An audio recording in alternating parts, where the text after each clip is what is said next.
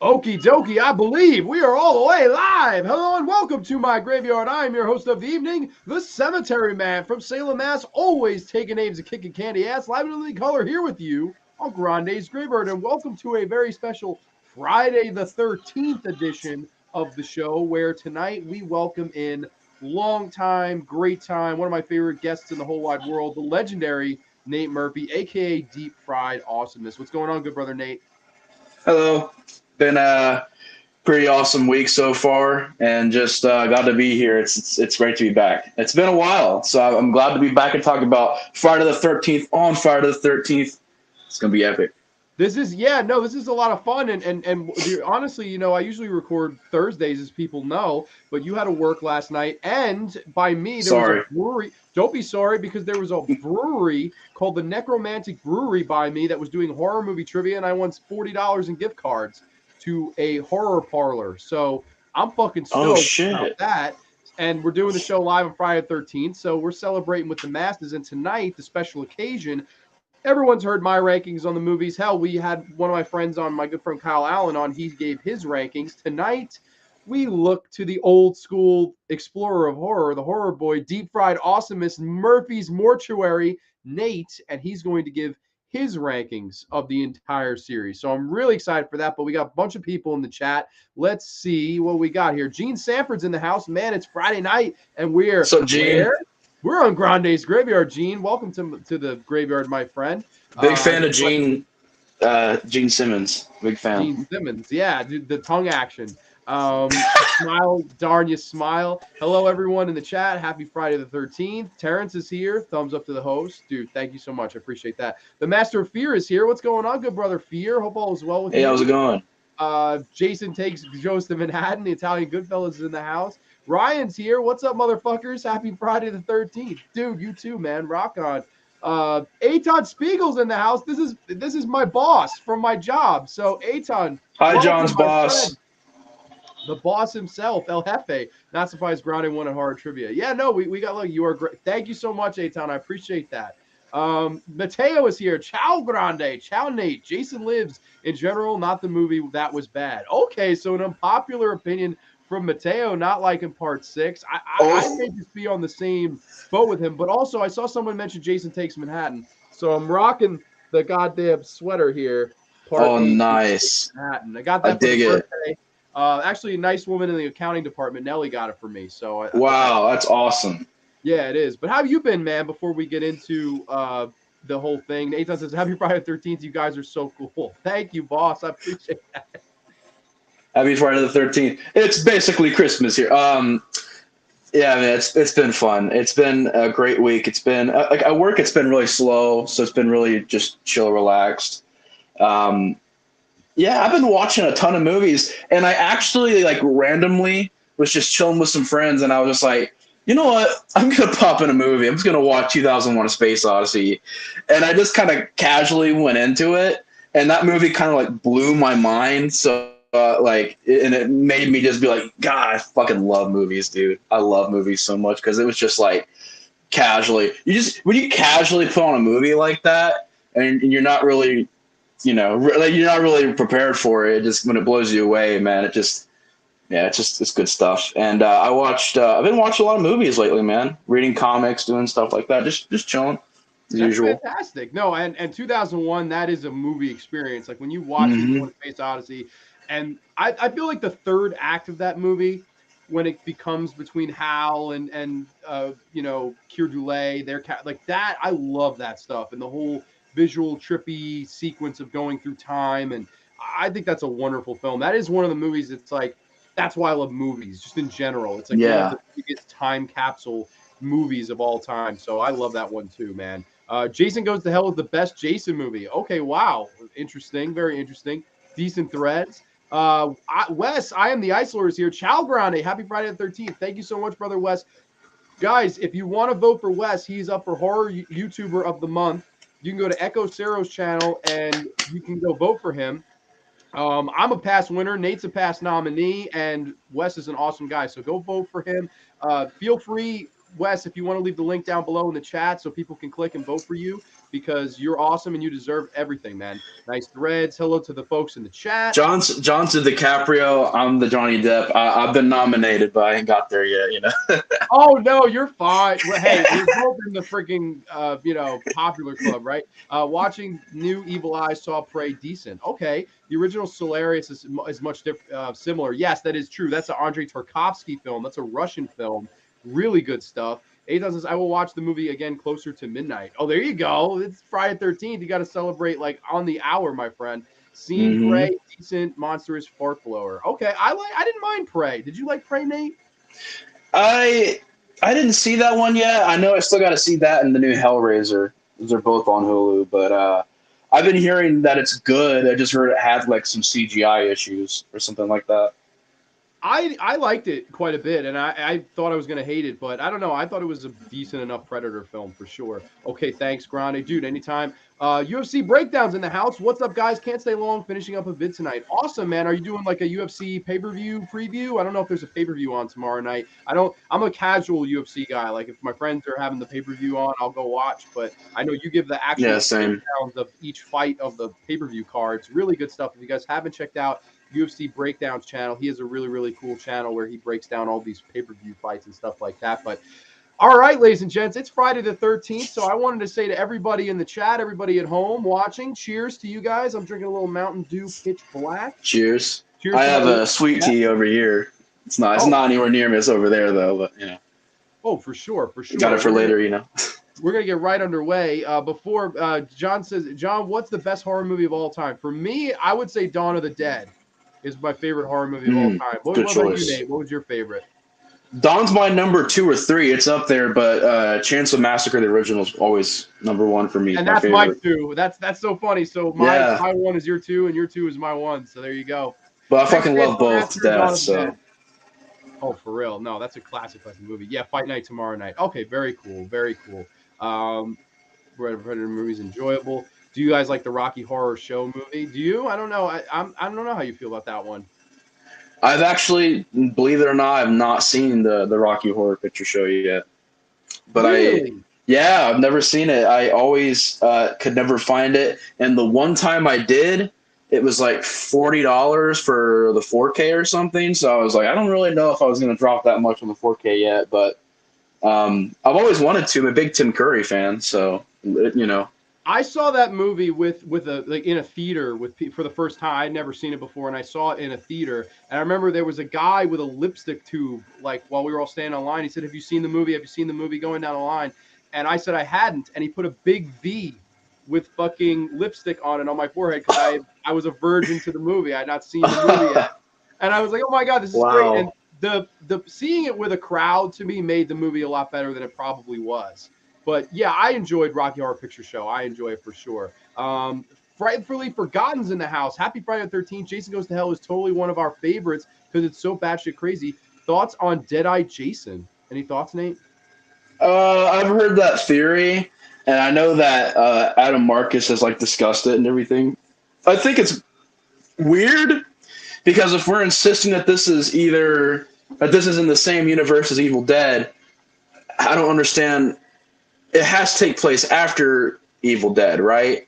Because the timeline, I guess, in the movies is that like by this point we're like in the 2000s or something in the timeline of the movies. So it's strange. I mean, it's definitely something where I was like, well, at least it could give a reason. But I really am a fan of the original intention.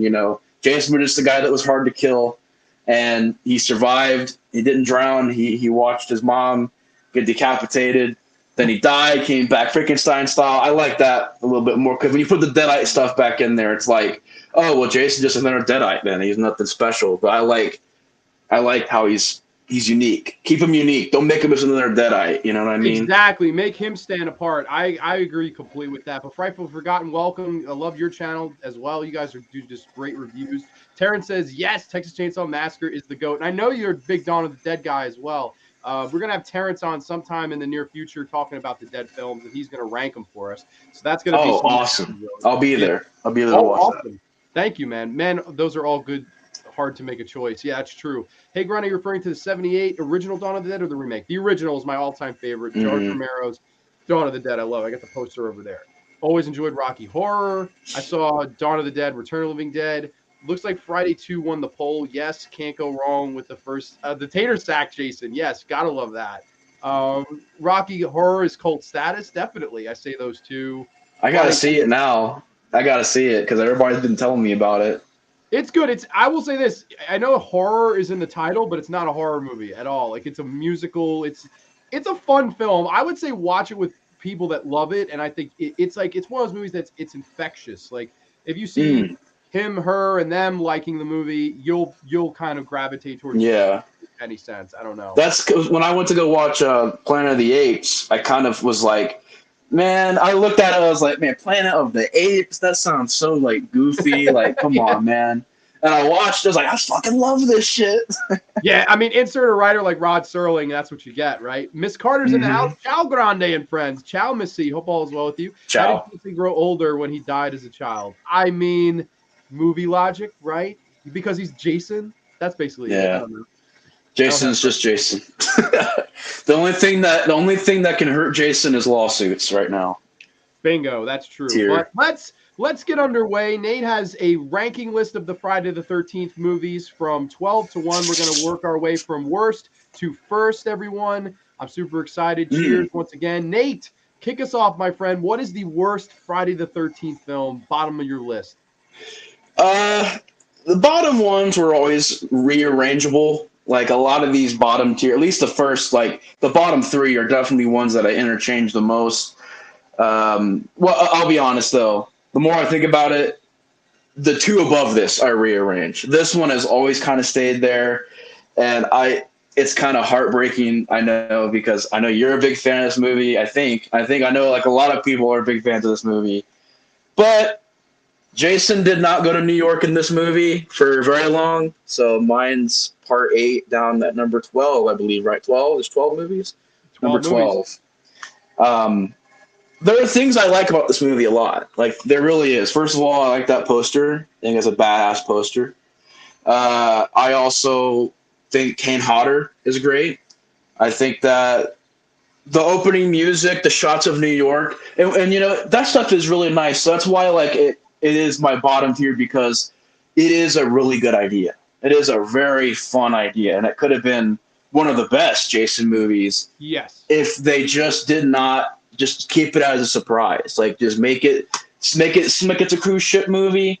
Then the surprise is, oh no, they're in New York, and then people be like, oh, okay, this is really neat. And instead, they did the whole let's market everything that New York, and when you do that, and in reality, you only shoot like 15 minutes in New York, if that. Most of it's Vancouver. You get that problem that will always be there. And I also think that this movie's cast is a big problem. Like a lot of the cast members, cast members and characters, I just wasn't really into the characters at all. Like Daggett sucks as the final girl. She's terrible. Oh yeah. She's got to be bottom 3 final girls in this series. For sure. It's just nothing to the character. All you know is that she went through some trauma, like she was thrown into the Crystal Lake, and somehow she's seen Jason, which everything they try to do in this movie doesn't make sense. Even the simple things, like Crystal Lake getting to an ocean. I don't understand. Like, it's simple. It's really simple. And people are like, well, come on, man. It's just a Jason movie. Bruh, I'm the guy that likes really, like, out there ideas for Jason movies and stuff. Hell, I'm the guy that, you know, kind of like, I love this movie. So, like, just to, you know, to say that to me, I'm just like, well, it's just too many problems for me, man. The script has a lot of issues. It's slower to me. It's one of the more slower Jason movies. But I will say this. Like I said, even though it is my least favorite, there are some things I like about it. I don't mind the look of Jason. I know a lot of people don't like that look of Jason. I don't mind it. I think what it is that it follows up part 7, and that's kind of a tall order. And they just go back to this basic look of the, people say, piss yellow mask. It's just like, you know, I've heard it roasted. I think it's a good looking mask and look of Jason. Some of the kills I don't mind. The one that really got to me was the sauna Oh, kill. best one. I agree. Yeah, that one's really wincing. And that guy died brutal twice because there's another death scene that he had where he had like darts through the eyes. That was the original way he died. But so he died twice technically. So that poor dude, they're like, nah, we're not gonna kill you this gruesome way. We're gonna kill you this gruesome way. It's just like, okay, poor guy. Of course, there is a classic scene. There's a lot of classic scenes. I will say that for it being the down there bottom tier, it's impressive that it has classic scenes because I love the scene where the famous boxing scene, you know, take your best shot and just one shot head comes off. I love the shot of Times Square and Jason looking around and just really that is a really good looking scene because even if they made this movie now, they probably could make this movie now and make it all in New York because they got green screen. You can just make everything green screen. You can do this movie now. But the fact that they did this back in the day and actually went to Times Square and shot that whole scene there, really impressive stuff. But, you know, I think the negatives far outweigh the positives. It's just slower, a lot of logical issues, a lot of goofy stuff that's just stupid or goofy. Like how Jason throughout the whole movie, the look of Jason isn't consistent. Not even the actor is consistent for kid Jason. So you got Jason maybe being a ghost in this movie. They go for more of a ghost Jason, which could be interesting, but the way they do it is so random that you're just like, this girl, she goes to run and he's over here. Then she looks, he's over here. He looks over here. I'm like, what the fuck? This is teleportation. Teleporting. Yes, that's right. He's Nightcrawler from X-Men. Charles Xavier, get this man. He doesn't die. He fucking teleports. I don't know, man. He gets turned into a kid at the end of this movie, only to come back in part 9 as an adult again. Like, it's so apparently toxic waste is through the sewers in New York at midnight, which is fucking crazy. My friend Brandon, who he may or may not watch this, it's the funniest shit ever. So he posted like a little video of he was watching this movie like a month or so ago, and they show the scene where he's reverted back to a child, and he put the song, I'm just a kid and my life is a nightmare. Now that when I watch this movie, I burst out laughing and think of that song. Like it goes together too good. Like it's like I don't know. That's great. I think for me. Did you see the alternate ending though, where they had like Jason? It was this giant mouth, and there was water coming out of it, and Jason was like going, "No, mommy, don't let me drown." But the kid Jason was crawling out. It's like a deleted scene. It's like a giant animatronic Jason mouth, and it's a kid crawling out of it and being like, "Mommy," like what the fuck was that? I don't know. Like okay, it was interesting. Some of the things they set up, like you said, like to go back to the whole him as a child, and they were trying to do the whole thing where the lead she almost drowned as a kid because of Jason. Like he was pulling her under the water. Like they try to have an arc there, but I think the reason this movie I don't mind it is because I actually like its sense of humor. Like I like the whole Jason decapitating Julius with the one big right hook, and I like the whole New York City has toxic waste. Like I'm from New York, and I just think that's hysterical. Like it's a little fact about New York toxic waste. It fills the sewers up at midnight. All this. I mean, I thought that was quite funny, and I don't know. I just thought what a fun movie. Like it has all these creative kills. They didn't have the money to shoot in Times Square other than the one night, which is unfortunate. But I do think for what it's worth that the kind of whole humor and heart that this movie is able to capture, and this is really the last Friday the 13th feeling one, even though they took it out of Crystal Lake and into Manhattan, they changed the setting. This is the last one to me that feels like the classic Friday the 13th formula to me. Mm-hmm. Like, that's just something I always thought, and a reason this had a soft spot. And of course, to me, the best part of this movie is the opening and closing song. The darkest side of the night. That is one of the big ass intro and outro songs of all time. And I always associate that with this movie. And I listen to it almost every Friday the 13th. I like that song. I don't know. I can understand someone putting this low because it's not technically a good movie.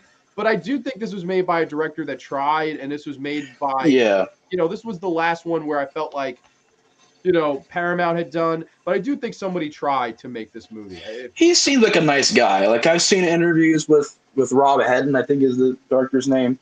I don't know if he should have wrote the movie, but I think as a director, he didn't do bad, and I think he treated the cast. At least there's a lot of stories that he treated the cast very well, and he wasn't an asshole. He didn't have an ego, from what I've heard from the interviews and everything. But so I'll give him that. And he tried. He was trying to be creative and different, and trying to. He didn't just go in there and make another Jason movie and Crystal Lake, which has been done so many times. A lot of times it works, but you can only do it for so long, especially at the rate they're making these movies. Yes. Until it starts getting, because even this, being as different as it is, it's still kind of, people say it was just like that formula was starting to show that age where it was just like, all right, let's get to the next thing. But yeah. I think you could tell that the producers didn't care by this point either. Like, they didn't give him enough money to go shoot in Manhattan. I think Frank Mancuso Jr. had checked out. I don't think he gave a fuck anymore. He said, sure, throw him in Manhattan. Like, I don't care anymore. We've made all our money with these movies. And that's ultimately why I think after this they sold it to New Line Cinemas, because I really think they thought that the money train was coming to an end. And I think that's why this movie, it's ambitious in what it wanted to do, and the whole... They had a Madison Square Garden scene initially written. Like, the whole movie was going to take place in New York initially. So that part of me, it's like, I feel bad that they didn't have the money to do that. So I can't really fault the writer, filmmaker. I think he tried, and I think with the proper budget and shot it in New York instead of Vancouver in a boat, I think it would have been so much better. But the movie we get, it's middle of the road Friday the 13th movie for me, but one that I always liked. But for Nate, it is the bottom, the worst of the bunch. So very interesting. Friday 13th, Part 8, Jason 8. There has to be a worse. None of these movies I truly hate, though. Yeah, that's what I'm about to say. Like, just because I put the bottom doesn't mean I hate it. Like, it's just, because I actually do love this series a lot. So it's just the one that it's more of the bottom tier for me. Eitan says, wow, Nate is a real Jason expert. I'm very impressed with his knowledge. Thank you. Appreciate that. Crystal Lake Memories. It'll help you out. There you go. If you really want to get picky, Jason had one heck of a growth spurt between Fridays 1, 2, and 3. Absolutely, he did. He went from tater sack Jason to trapeze artist Jason within a day, which is quite funny. That's a good point. He's able to do amazing things. There's an alternate poster to Part 8. Yeah, Nate was telling me about that. That's his favorite, slashing through the I Love New York sign. Really, they have that as a shirt, right? It'd be a badass shirt to have. I think they have that as a shirt at least. Yeah, they definitely do. I saw it. I was in the brewery last night and I saw that poster. I was like, oh my God, how cool. I wouldn't be surprised if the new Scream movie tried to rip that off and be like, oh, now we're the new people in Manhattan, Oh my God. Oh, I'm so dreading that. That's like terrible. Like, to the point that Nate made about it, marketing, it would have been cool if they had keep New York a surprise. Yeah, it's true. Almost like how Jurassic Park 2, Lost World, how at the end it's in San Diego, and they kept that all out of the marketing, and that's the best part of that movie, even though I don't really like that movie. John Steele's in the house. All up, bless up. What's up, John? Steele, re-sleeved, my friend. Instead of blowing all the money on the good New York City stuff, they're like, how about Canada and a big ass boat? Yeah, I mean, that's all they can afford. So I don't know. Like, I guess it's like, and a giant ass Jason mouth animatronic thing that it even used. And the gooey Jason. I think Kane Hodder does great. I would say his performance is great. I hate Fridays 7 and 9. I kind of hate 9. I would agree with that. And 10, I would say. 9 was supposed to be good, but womp womp. Yeah, exactly. And Brian's in the house. Hey, Grande. Man, I'm about to piss some people off tonight. You're fine, man. You're fine. Speaking of the list, I guess we go on to our next one. We got a couple more comments. And John, you are super cool and artistic. I'm happy I joined the podcast. Now I can't leave. I love your discuss and respect. Thank you, Eitan. I appreciate that. Is that new Evil Dead in New York? I think it looked like Chicago, right? Did you watch the trailer? It's I know it's like in an apartment, like a high-rise building type thing. I don't know where it's at though. But I hate it because the director just announced something. I'm not going to say it on here, but he announced like sort of like a location thing, and I'm like, bro, why? Save it for the movie. I didn't want to know that. So like, Be warned, guys. Watch the spoil. There's so many spoilers. That trailer and the leaks and everything. Be careful with that movie. There's so much out there. For real. Can't stand it. Be jumping on another stream. So sorry if I'm being rude. You're not being rude at all. Thank you for checking in, man. Happy Friday Brian. From Gambiz Gallery. Welcome, my friend. Greetings and salutations from Professor Macabro. Welcome. Wow, there is a lot of people here tonight. Wow. Oh, we're jumping right now. In the 80s and 90s, there was Friday the 13th video game or for the original Nintendo. Very cool. Very cool. All right, let's go on to the next one on your list, my friend. And what is that? Number 11. Number 11 is a movie that I used to have pretty high on my list for some reason. And I think over the years, rewatching it, time after time, really start to realize, like, okay, I like this movie, but I don't love this movie as much as I used to. But number 11 is the remake from 2009. And Marcus Nispel, who did, of course, the Chainsaw Massacre remake. I'm assuming that's why they brought him back, because they're like, well, that movie was a big hit. Let's do this. And I like this movie. I really do. I enjoy it. I think it hits a lot of the beats that every Jason movie should try to hit. You got plenty of, boobs, blood, and mayhem. And that's the famous formula that John Grande brings up. But yeah, it's mayhem, baby. It has that, and it's fun, but I think it does have problems. I think I've realized that it has problems, but to get into it real quick, I do think that the fact that you have a Jason going back to being a human again, I think that's a really interesting idea, because a lot of Jasons after part 4 were zombie Jason, so it was really cool they were going back to the human Jason again. And I love the idea of Jason played by Derek Mears. I think he's a really intense Jason. And he said he played it more like a John Rambo type. Can kind of see that a little bit, especially with him using the bow and arrows and stuff and hunting people down, setting traps up. Much more of a survivalist Jason. I like that. I like the mask. I like the look of Jason. It's different. It's different. And I also do not mind Jared Padalecki as sort of the lead of the movie. I think he's a pretty good lead. I think where the problems start coming in is that this is a Platinum Dunes remake. And you got to understand that at this time, they hired Marcus Nispel, who's a very visual director. And does the movie look bad? No. But it has a style to it that I don't really know if it's aged that great.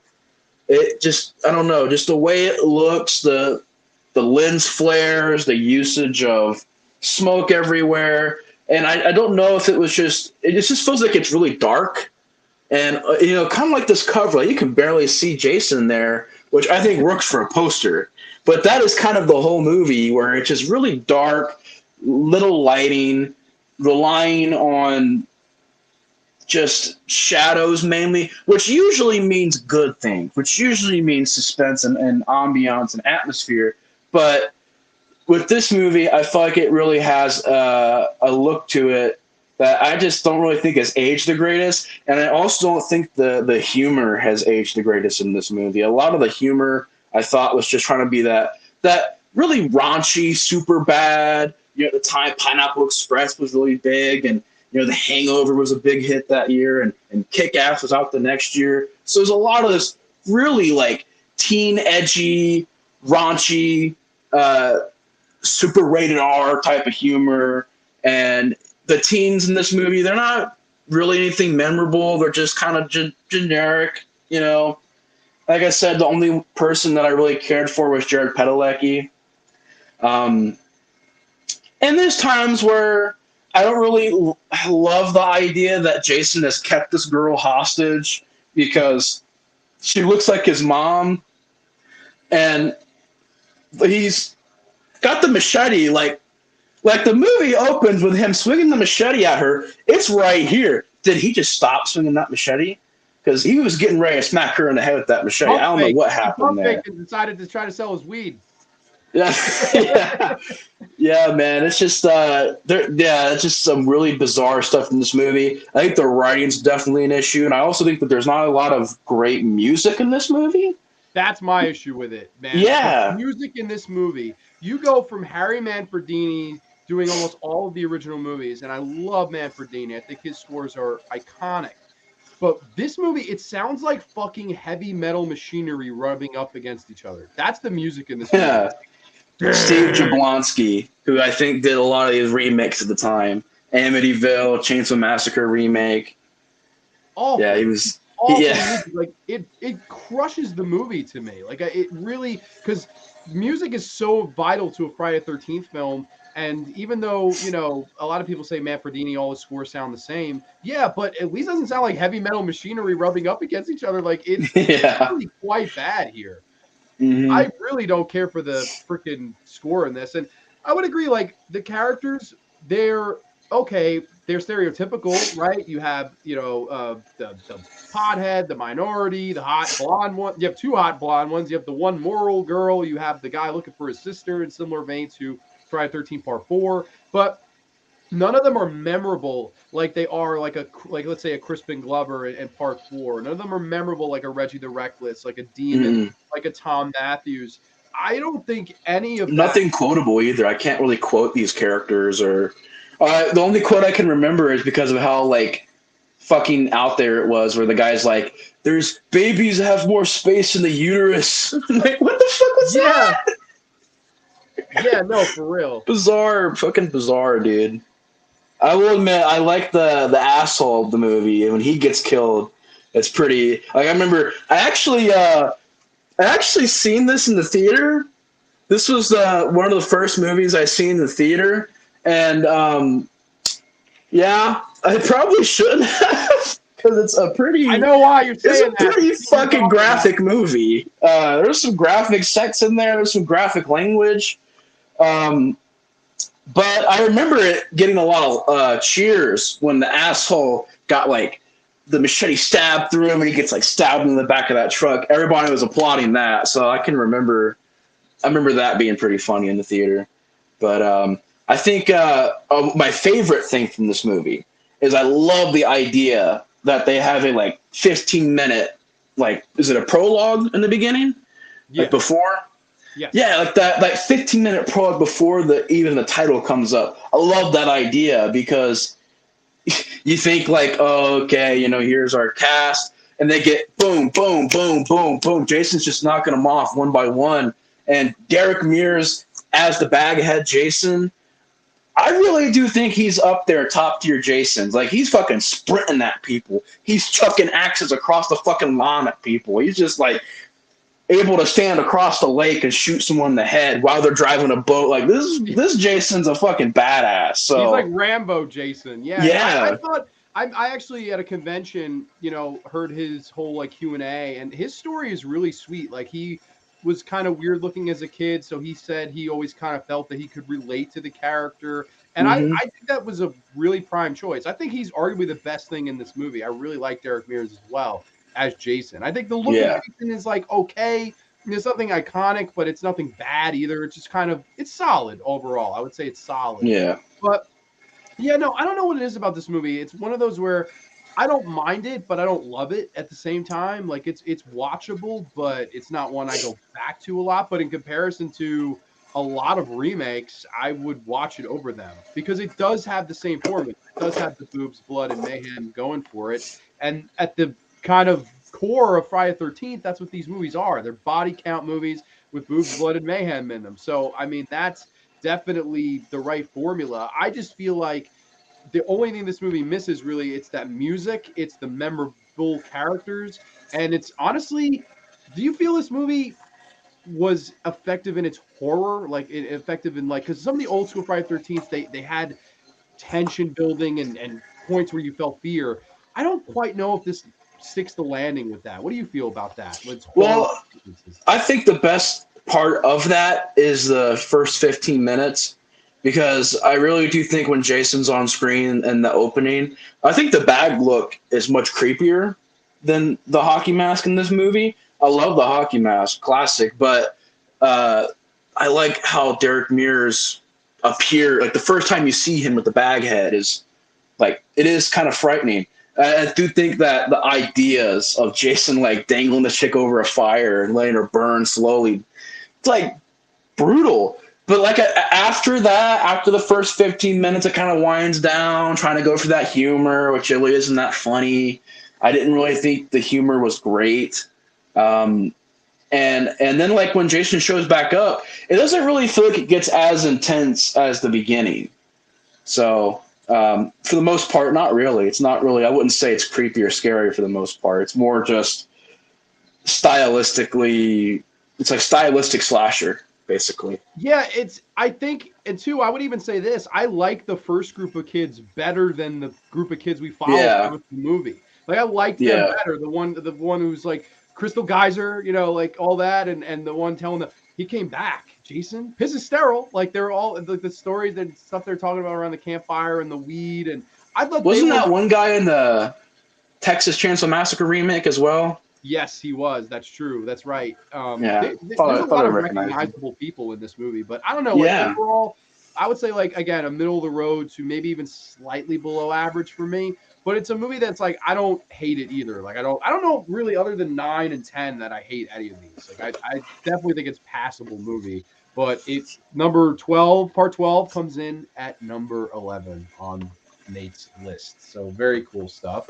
Let's get through a couple of comments here. Eitan headed out. Eitan, thank you so much for the support. It's my son's oldest birthday today. The interesting part is that he was also born on Friday the 13th. I have his birthday dinner. That is so cool.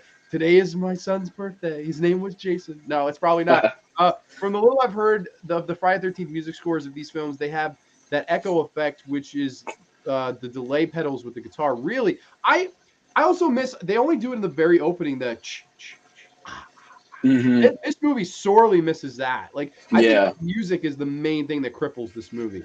Thank you for entertaining us tonight. Thank you so much. I appreciate the support. Manhattan, I've seen at a horror marathon where the host and his friends made a commentary making fun of the film. Manhattan is pretty entertaining because the story is hard to swallow. Okay, Brian might have rewinded us. I think the remake is okay, not bad, but not overly good. Just okay. I would exactly agree with that. Exactly, like I would put that in stone. My thoughts on it. It's just like it's good, but not great. Yeah, for real. Could be better. Yeah, definitely. And speaking of better, number 10 into the top 10 Friday the 13th films. Good brother Nate, what's the next pick?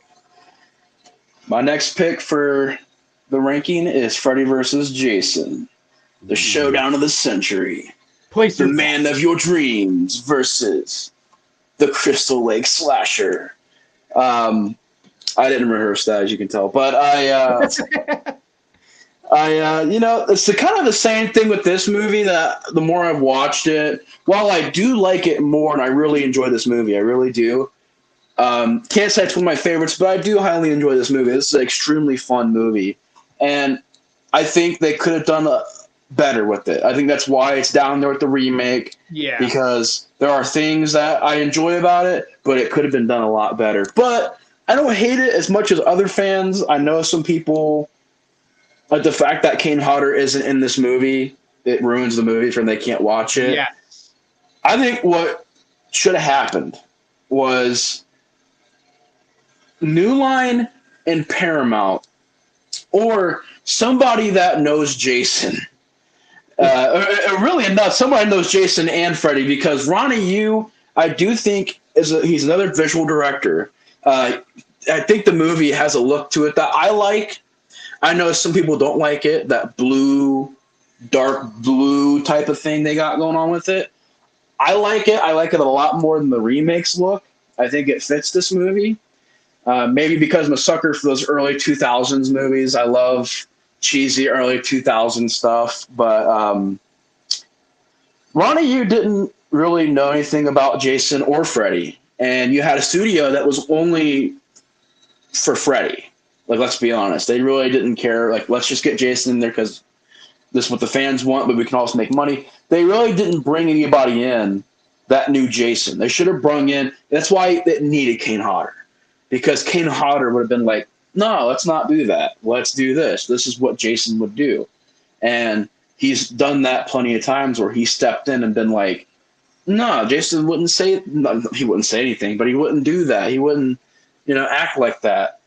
And the fact that it's more of a Freddy movie than a Jason movie, it hurts it. Because I do like it, and I can watch it when I'm doing a Freddy marathon. It's kind of hard to watch it when I'm doing a Jason marathon. Because I really Yeah. think that Jason feels like he's sort of on the outside of the box, and then you get a lot of Freddy shit. Which the Freddy stuff is really cool. Like the Freddy nightmares, I like the dream sequences and stuff. But really, if you think about it, what does Jason have in this movie? He has all the kills. That's really it. Yeah. He does Yeah, all the the work. kills and the story's ending. not about him. Yeah. And he has the ending, which is at Crystal Lake. But like they didn't take full advantage of what they had in front of them. And they were really this is a movie that took like 20 years or 15 years to make. And it was just like script after script after script, person after person. And it's just like, man, it's really not that hard to do. Like just Jason versus Freddy, have it set in hell, or have there was one that was really cool where it was the devil says who gets more kills wins this. Like, okay, like, then they fight at the end, it's bloody, it's all you really need. You didn't need a complicated script. And man, there is some bad stuff though. I think this has one of the worst casts. I really do. I am not a fan of these characters. I'm not a fan of. I like the lead. The lead chick. I thought she did a pretty good job. Pretty good job. She was also in Night of the Demons remake. She did good in that. She's very beautiful and she's a good actress. And I think she's a good character in this movie. But the other, I didn't mind the boyfriend's friend. The guy who I know is you're it talking Mark? about the guy who's he takes the shot for him, and dude, that guy does a good job. Then he's singing the song "1, 2, Freddy's coming for you." That guy's Yeah, awesome. He brought a good energy. yeah, I agree. The rest of them, blah. yeah. Just trying to be stereotypical. Trying to again, when you're trying to force that humor in there, man, it just to me that doesn't work. It's not funny. The stereotypical characters. They could have done something with these characters and they still didn't. And I know people were like, well, it's a slasher movie. I'm like, well, the thing is, like, you've had, like, all these movies to learn. And Nightmare on Elm Street, to me, has great characters. Like, the whole excuse, like, oh, it's just a slasher movie, care about the characters. I care about Nightmare on Elm Street's characters, like Alice. I like, obviously Nancy, Kincaid, Joey. I can remember those characters. But, like, here the boyfriend, I thought it just didn't work. Most of the cast and the characters, I thought just didn't work. A lot of really bad CG.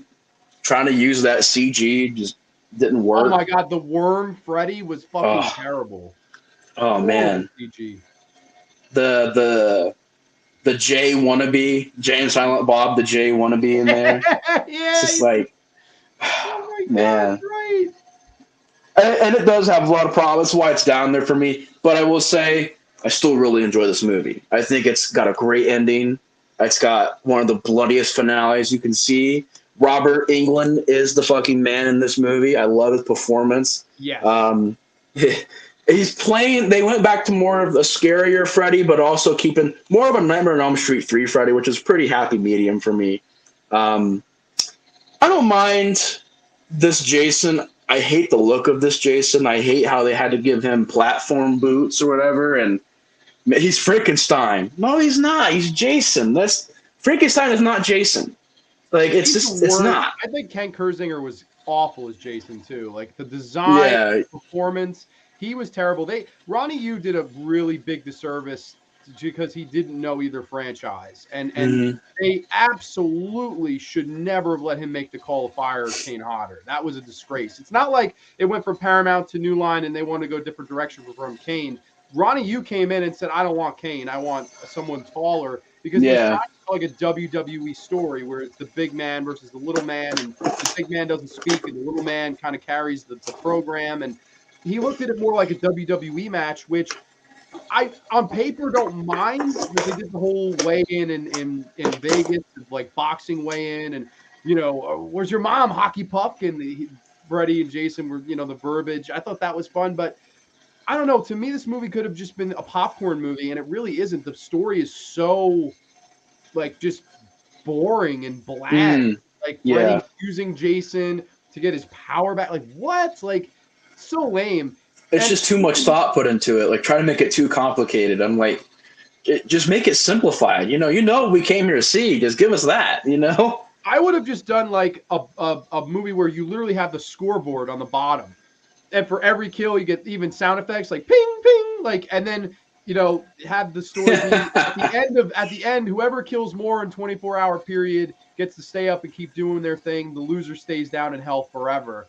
And then of course it ends with a tie and they try to kill each other. Like that all had to be. Like it didn't have to be hmm so complicated and Freddy trying to be the mom. And I just feel like they just overthought it. They really overthought it. And I won't lie, the fight is fun and the fight is gory and brutal, and it has some of that early 2000s like rock music in it, which I know a lot of people say it doesn't age well. I'm a mark for it. This Oh, I game's love 20 the years old. album. I love Yeah, the album. It's got like what El Nino and Slipknot and shit. I love it. me too. Yeah, I love it too. And I know people will be like, "Man, that's some bad music," but I kind of like the music in it as well. I don't know. I like the final scene where you know Jason gets his eyes stabbed and just the gore and just I don't know. I think the finale itself saves it from Oh being a yeah, bad that movie. moment where Jason tosses the fucking table and that rock song comes on and Freddy's like, I'm not supposed to be here. I do get like goosebumps. That scene is fucking awesome. Where Jason's like, "Yeah, you're in my fucking world now." Like it's I think badass. I think too, like, and I don't know if other people look at this movie like I do. I actually don't. The Blu-ray's in my room, so I can't hold it up. But I watched it just for show prep, believe it or not. I look at this movie really as That's Robert awesome. Englund's swan song. That's Yeah. how I watch this movie. Like, I don't know if anyone else does that, but this was the last time he played Freddy. This is the last time he'll ever play Freddy. And it's hmm like I watch this movie solely for Robert Englund's performance, like because I appreciate everything he did with that character. It is arguably the most iconic horror character of all time. And he really steals this movie. He's so good as Freddy Krueger. Like, I've always been more of a Jason guy. Like, I like Friday the 13th better as a franchise. But to me, this movie, I watch it for Robert Englund. I just think he's Yeah. brilliant in the film. And there's other things I like. There's things I obviously dislike. The B level player, Jay from Jay and Silent Bob, is horrible. I agree with that. But I don't know. To me, it's like a movie where I can watch it and enjoy it, but it's one of those. It's like in the back of my head, I'm always like, man, this should have been so much better. They should have got Kane. They should have done this. They should have done that. It's one of the great what could have beens, but it's like at the same time, it's cool it exists. If that makes any sense. Yeah. It's a thing that we didn't really think would happen because of two big studios not being able to come together and make this movie. And I appreciate it for it existing, and I think it could have been a lot worse than what it was. I thought for what they were going for, it looks good. I think Ronnie Yu brings a great look to it. I think it's pretty well shot. Yes. And the album I love. I love the album. I love the fight sequences. The nightmare scenes are really awesome. The boiler room looks badass, and it's just a good movie. It's not bad. It's got problems. It's not perfect. It's a good Freddy movie, but as a Jason movie, I think that's why it's like lower tier of Jason, because it's a better Freddy movie than it is a Jason movie. Yes, I would agree with that wholeheartedly. So that is Freddy versus Jason coming in at the number 10 slot. We have about 1 million people in the chat, so I don't. Oh shit! I literally don't. I'm going to start here, but I've missed 100. I'm sorry. What's up, fellas? Happy Friday, all. Grande, I dig your alternate concept for Freddy versus Jason movie. That would have been awesome. Anthony, welcome, my friend. Hope all is well with you. I heard there being a Freddy vs. Jason movie from the early 90s as soon as Jason Goes to Hell came out. Yes, and then the 10-year development hell thing, which is a shame that happened, but Yeah. I'm glad we eventually got the movie. King Gore is here. Corey, welcome. What's up, Corey? I love the soundtrack. Sick Hoodie Grande. Thank you so much. I appreciate that. Jason suddenly being afraid of water was insane. That's true, because even in part 6, he walks right into the water fine. He doesn't give a shit. And then this movie, it's like, oh, like the water, like I think Yeah. the psychology here was really off. Like they didn't do enough research on Jason. Like they were like, oh, mommy issues, and he drowned in water. That's it. Like let's do Freddy. Like it seems like they just glossed over Jason Voorhees, and I don't think that was right. I think you should have put equal amount of time into both. and this movie would have been even better. But like you said, it's it's still this chat is brilliant, but time isn't on my side. Caught work in the AM boo. Wait, it is the AM dang. Oh my gosh, no, that's no good. It's crazy how Robert's so iconic. His character of Freddy is almost impossible. You can't. You just can't. I don't think you can recast that character. Mm-mm. Like, no disrespect to Jackie Earle Haley, even though I think that movie is horrible. I don't hate it because of Jackie Earle Haley. I don't. I really don't. I don't think his performance is good. He's trying to be like Billy Bob Thornton or something. Like, oh, I'm screaming, I'm caught you yet. Like, it's a bad fucking movie. Let's just leave it at that. I was only petting him. Oh my god, fucking awful. I really like the look on Freddy's face when he realized he's in for it. Yes, Nate was talking about that. Like the oh shit, like now this is fair game now. Like we're donezo. My favorite Friday, favorite Friday to least. Okay, part 2, 4, 6, 5, 3, 8, 12. And then don't like part 1, 11, 10, and you hate 9 and 7. Okay, interesting. It seems like everybody always has part 1 low, which is interesting to me, but we'll get there. Someone get on making Leprechaun versus Wishmaster. I know they wanted to do, I think, was it Candyman versus Leprechaun? Didn't they want to do that? And Tony Todd said, fuck no. At least, I don't know. I don't know. I thought that was the case. I don't know. You guys were talking. I never heard about that one. Oh, Terrence is heading out. Okay. Good night, Terrence. Macabro. It's a movie I never heard of. The fight was awesome. It was everything surrounding Freddy versus Jason. That was the problem. Yeah, exactly. Fever. Why would they care about water? Water couldn't kill him as a kid. Yeah, I don't know. I think it was just like they thought, oh, Freddy burned to death. Let's do, and Jason drowned. Like, let's do. I think they just really overthought it. Like, don't bring. Yeah. Nobody gives a fuck. Like how they like have them fucking fight. Like who get like that? They only been in that writers' room, been like, you two fucking idiots need to sit down, have a fucking slice of pizza, and stop overthinking fucking Freddy versus Jason. Like they approached it like it was a fucking SAT. Yeah, it's like fantasy booking. Like everybody would want to fucking get this job, man. Like just have fun with it. People hate it, they hate it. Like it is what it is. Sounds like a good combo, Professor. You know someone would be writing it. Always the water fears was more because of the toxic waste from part 8. I agree. Water ain't shit to Jason. Catch the replay when I'm at work. Thank you so much, Terrence. Appreciate it. When I was a kid, this is what got me into slashers. Looking back on it, has problems, but also some good things and some amazing things. Totally. Same with the water and all the different colors for me. They try too hard. Yeah, it's one of those movies. It's like, I see your ambition, but you missed the point. Like, it should have been a fun comic book popcorn movie. It's all it had to be. Just like almost every other Friday the 13th movie, which is why it doesn't work that much as one. That's kind of the thing. So, I mean, it is what it is. But that is Freddy versus Jason. Good brother Nate, on to number 9, my friend. What comes in at number 9? My number 9 pick is Evil Gets an Upgrade. Jason X. Is that Shredder or Lord Zed? Oh, wait, it's Jason. Is it the T-1000? Is Arnold in this movie? Come on, Jason, kill me.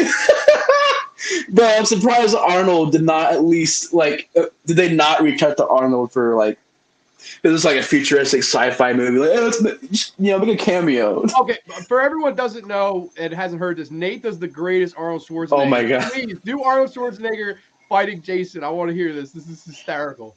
Come on! I'll knock the hockey mask off your face. You're a fucking choir boy compared to me. A choir boy. Come on! You're having mommy issues. Come on!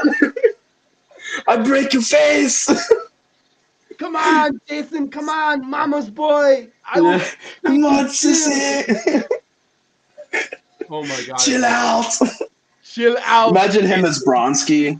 Arnold as Bronski. Oh, my God, bro. Oh, my God. I love this guy as Bronski, though, but imagine Arnold in this movie. I want to see that. I want to see Jason X with Arnold. I feel like Arnold's, like, to cast him, the budget to cast Arnold would have been cost more than this entire movie's budget. Yeah. It was like, hold on, that's the budget for the whole movie? That's what I got paid in Batman vs. Robin.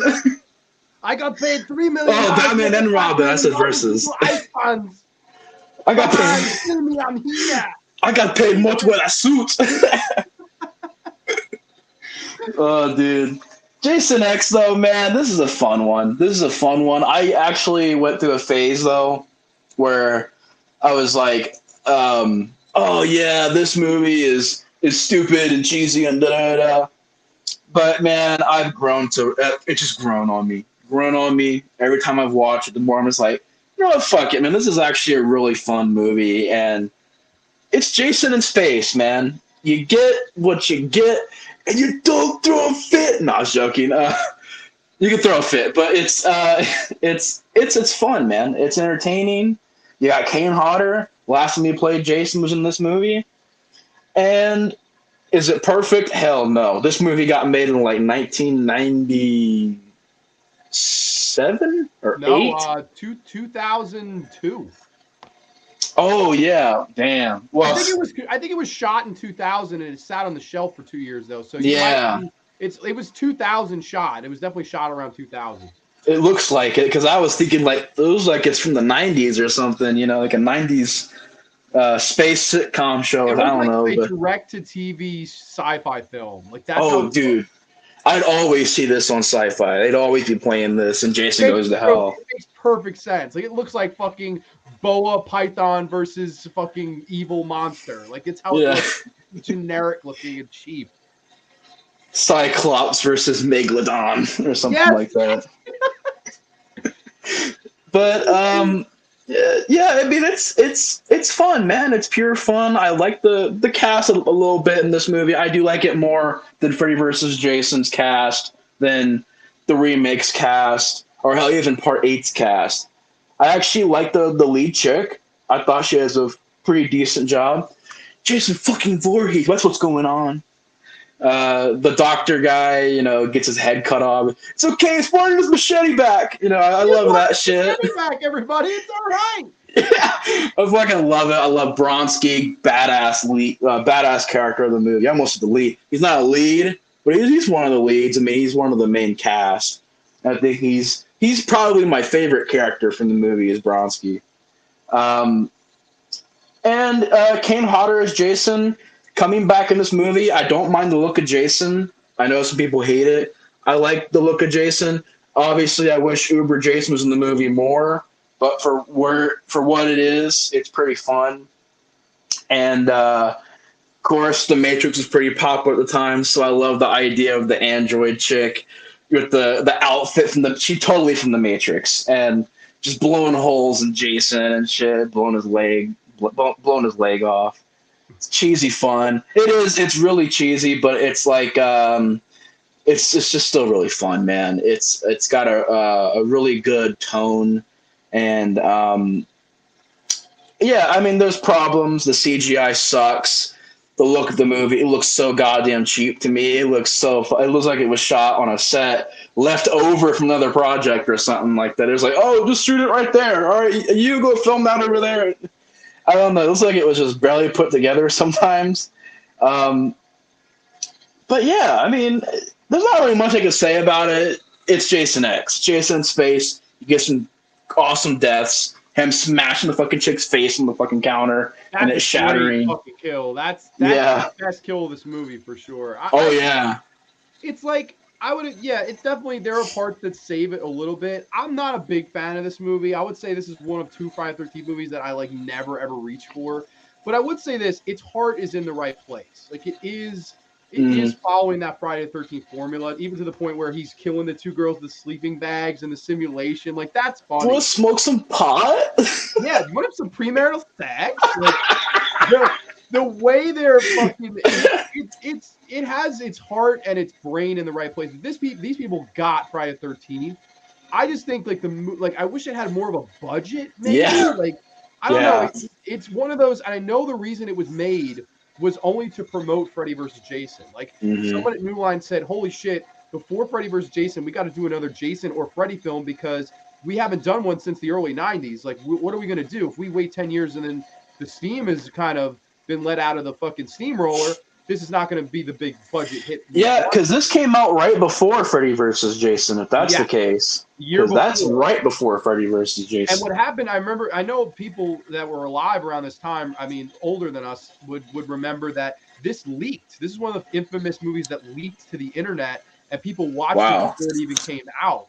And it was like a big, big thing. This is like circa 2001 when this movie fucking leaked. And it's like one of the most notorious films ever for that because it somehow leaked on the internet. It was one of the first things to ever leak on the internet, right? Like, Wow. and when we say leak, it's a fucking Hoover Dam of shit. Out, right? I don't know. I think it is a watchable movie. It's better with friends than it is alone. Like I can't watch this alone really. Like I would watch it with friends while I'm like distracted and shit. But I don't know. For me, it's one of the few I actually would say I don't like. But I'm kind of happy you're giving this movie some love because I don't think a lot of people do, and I definitely think it has its heart in the right place, even if it was made to be kind of a setup film for the next movie. I just wish they had thrown some of the money they threw with Freddy versus Jason into this because it looks like it doesn't even look like the same studio. Like, you would think this was made direct to Sci-Fi, not by New Line Cinema. It's rough.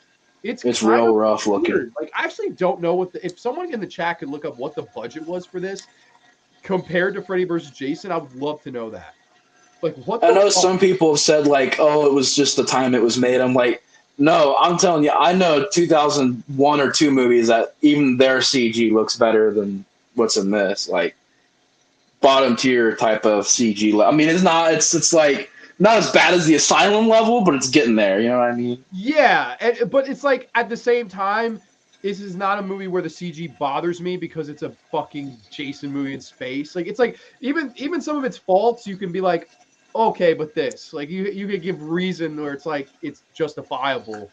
So I don't know. I don't guess I don't hate it, but I don't like it either. It's definitely not. I'm probably biased with it though because that was like the first Jason movie that I ever seen. So I used to watch that as a little kid. Yeah, I watched Jason X like all the time. So, but I went through a phase where when I got older, I was like, that's stupid. I don't like it. I'm not a fan of it. But then I watched it more and more. And yeah, with friends, it really does help because we were just all sitting there laughing. It was fun. It's a fun crowd pleaser. You know, it's just entertaining to watch. And yeah, I just have fun with it. Good movie with friends. I agree. I definitely like. It's definitely not one I ever watch alone, but with like 5 or 10 friends and a pizza, I think it would be a fucking good time. Clock out from work, hoping I can catch the rest of the Fridays when I get home. That's awesome. Which one are you going to watch, Professor? That is awesome.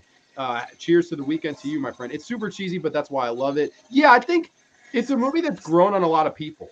Like it just celebrated its 20th anniversary last year, and it seems like the more I hear about it, the more positive I hear about it. Like when it came out, don't kid yourself, it was fucking hated. Yeah. When this movie came out, it was like, how fucking low can you drop the ball? Like people fucking hated this movie. Don't be mistaken. It is actually quite iconic to me that this movie has somehow found a cult status. Even if it's not the biggest cult status, even of this franchise, I think it's quite something. Yeah, dare I say it's better? It's got a better cult status than probably Part 9 does. So definitely, I would say so. I think like it's weird. The original film, I would say, is not appreciated like this movie is now, which is crazy. But I really think that's true. Like when you ask people, oh, what do you think of the original? Very rarely somebody says the original is their favorite with this series. And I never really got why, but it's like to me, it's crazy to me to be like, oh, I Jason X has grown on me, where the original, grew further apart from me. I don't know. That's just something I always thought was kind of wild. Yeah. I definitely don't feel like that. Me neither. I'm glad you don't. I'm glad you don't. Fucking, if you have the original like number 11, I'd be like, oh Jesus. Yeah, it just doesn't do it for me, guys. Jason is in this movie. It's just some old lady in a fucking sweater, man. What the fuck is garbage? But all right, so that was number 9. What is number 8? Number 8 is pretty low, and it's probably going to surprise people that's this low. But that is Friday the 13th, Part 7, The New Blood. Carrie versus Jason. Yeah, man, the infamous movie where Tina, with telekinesis, pretty much Carrie, takes on Jason, zombie Jason. The first time that we really had, besides maybe Tommy, that Jason had a foe, where it was just like somebody who could really match that with Jason. And it was a female. It was Tina, this likable character, and I'm really glad they did that because they made it to where it was just her power versus Jason, and they did a great job with that. And I used to hate that idea. I used to hate the idea of, oh, what? Telekinesis? Like, come on, man. Like, I always thought that was out there. One of those things that's grown on me. I don't mind the telekinesis aspect. I don't mind Tina. I think what it is with this movie is that this is the Jason movie where, because it's kind of missing, the veil has been lifted in a way, whereas there's not really any gore in this movie. So your focus is no longer on the kills. Your focus is on everything else. And I think everything else is kind of my issue with it. Whereas I like the movie a lot. I obviously put it above, Jason X and all the others. I think this is one of as a Friday the 13th in the original 8 movies. I think this is like, it's good. I like it. I don't love it. I'm not a huge fan of it. I know people love this movie. This is some people's favorite. This is some people's favorite Jason, their favorite Jason design. I like those things. I just never loved Part 7. That's just how I honestly feel. From day one, ever since I first seen it, I've always thought it was shot very weird, and I always thought it has like a blurry look to it. If I want, it's trying to be like a dreamy look, which I thought was a really weird choice. I'm not a big fan of the music in this movie, and I do think that this is where it's starting to be getting old with the formula. Like, just generic characters, nothing to this character list. I would say this has the weakest characters. I think all the Friday the 13th movies, this has the worst characters. Yeah, pretty weak. Other than the lead bitch girl, like the like mean one, I think all of these characters are bad. Like, you don't remember any of them. There's the ugly one. There's the weird one that wears a straitjacket at the party for fun. There's Star Mummy. Yeah, there's the one guy who's like, oh my God, my friend, if he smells the party, he's going to be there. And he gets the fucking party balloon thing shoved in his face. Like, I think this is my issue with this movie, too, is while the effects and the design are really good, and I have fun with the fight between Kane Hodder playing Jason and Lara Park Lincoln, it's fun. The characters, everything else around this one really, really stick out as a sore thumb. I don't know if John Carl Buechler was the best person to choose to direct, as opposed to, he should have definitely been brought in to do the special makeup. Yeah. But like you said, direction wise, I don't know. I dare to say Rob Hedden did a better job Part 8. Yeah. Directing wise. Like, I don't think this is a particularly well directed film. I don't know. Like, I like it too, but it's one where I don't go back to this one as much either. Like, I'm kind of baffled. Do you think this is a case where people like this one a lot and some people consider it their favorite because of the makeup effects? Is it similar to like why Terrifier is really over now, where the makeup effects just sign, seal, and deliver the movie to people? Would you feel that way? I think you'd be even more so if the gore effects were put back in and it was super gory. I'd like it more if there was some gore there, because without the gore, to me, it's a slower. It's probably to me the slowest paced Friday the 13th movie, down there with the remake. Like, it's just very slow. You're waiting for it to kind of pick up. You're just kind of like this, watching the movie. You're just kind of like, okay, yeah, that's pretty interesting. All right, it's just like it's a good movie. It's decent, but it's not a great movie. It's not one of my favorites. I think, like I said, I don't like the way the movie's shot. I don't think it's very well shot. It's got a very misty, like almost like the lens was like dirty or something. I don't know. I don't like that. I don't like the music that they add into the movie next to the Harry Manfredini score. The Harry Manfredini score, even that has moments where I'm like, I don't know if that really fits in this movie. Like, there's just times where I thought the music either just didn't fit, or just the two different styles of two composers just didn't go together very well.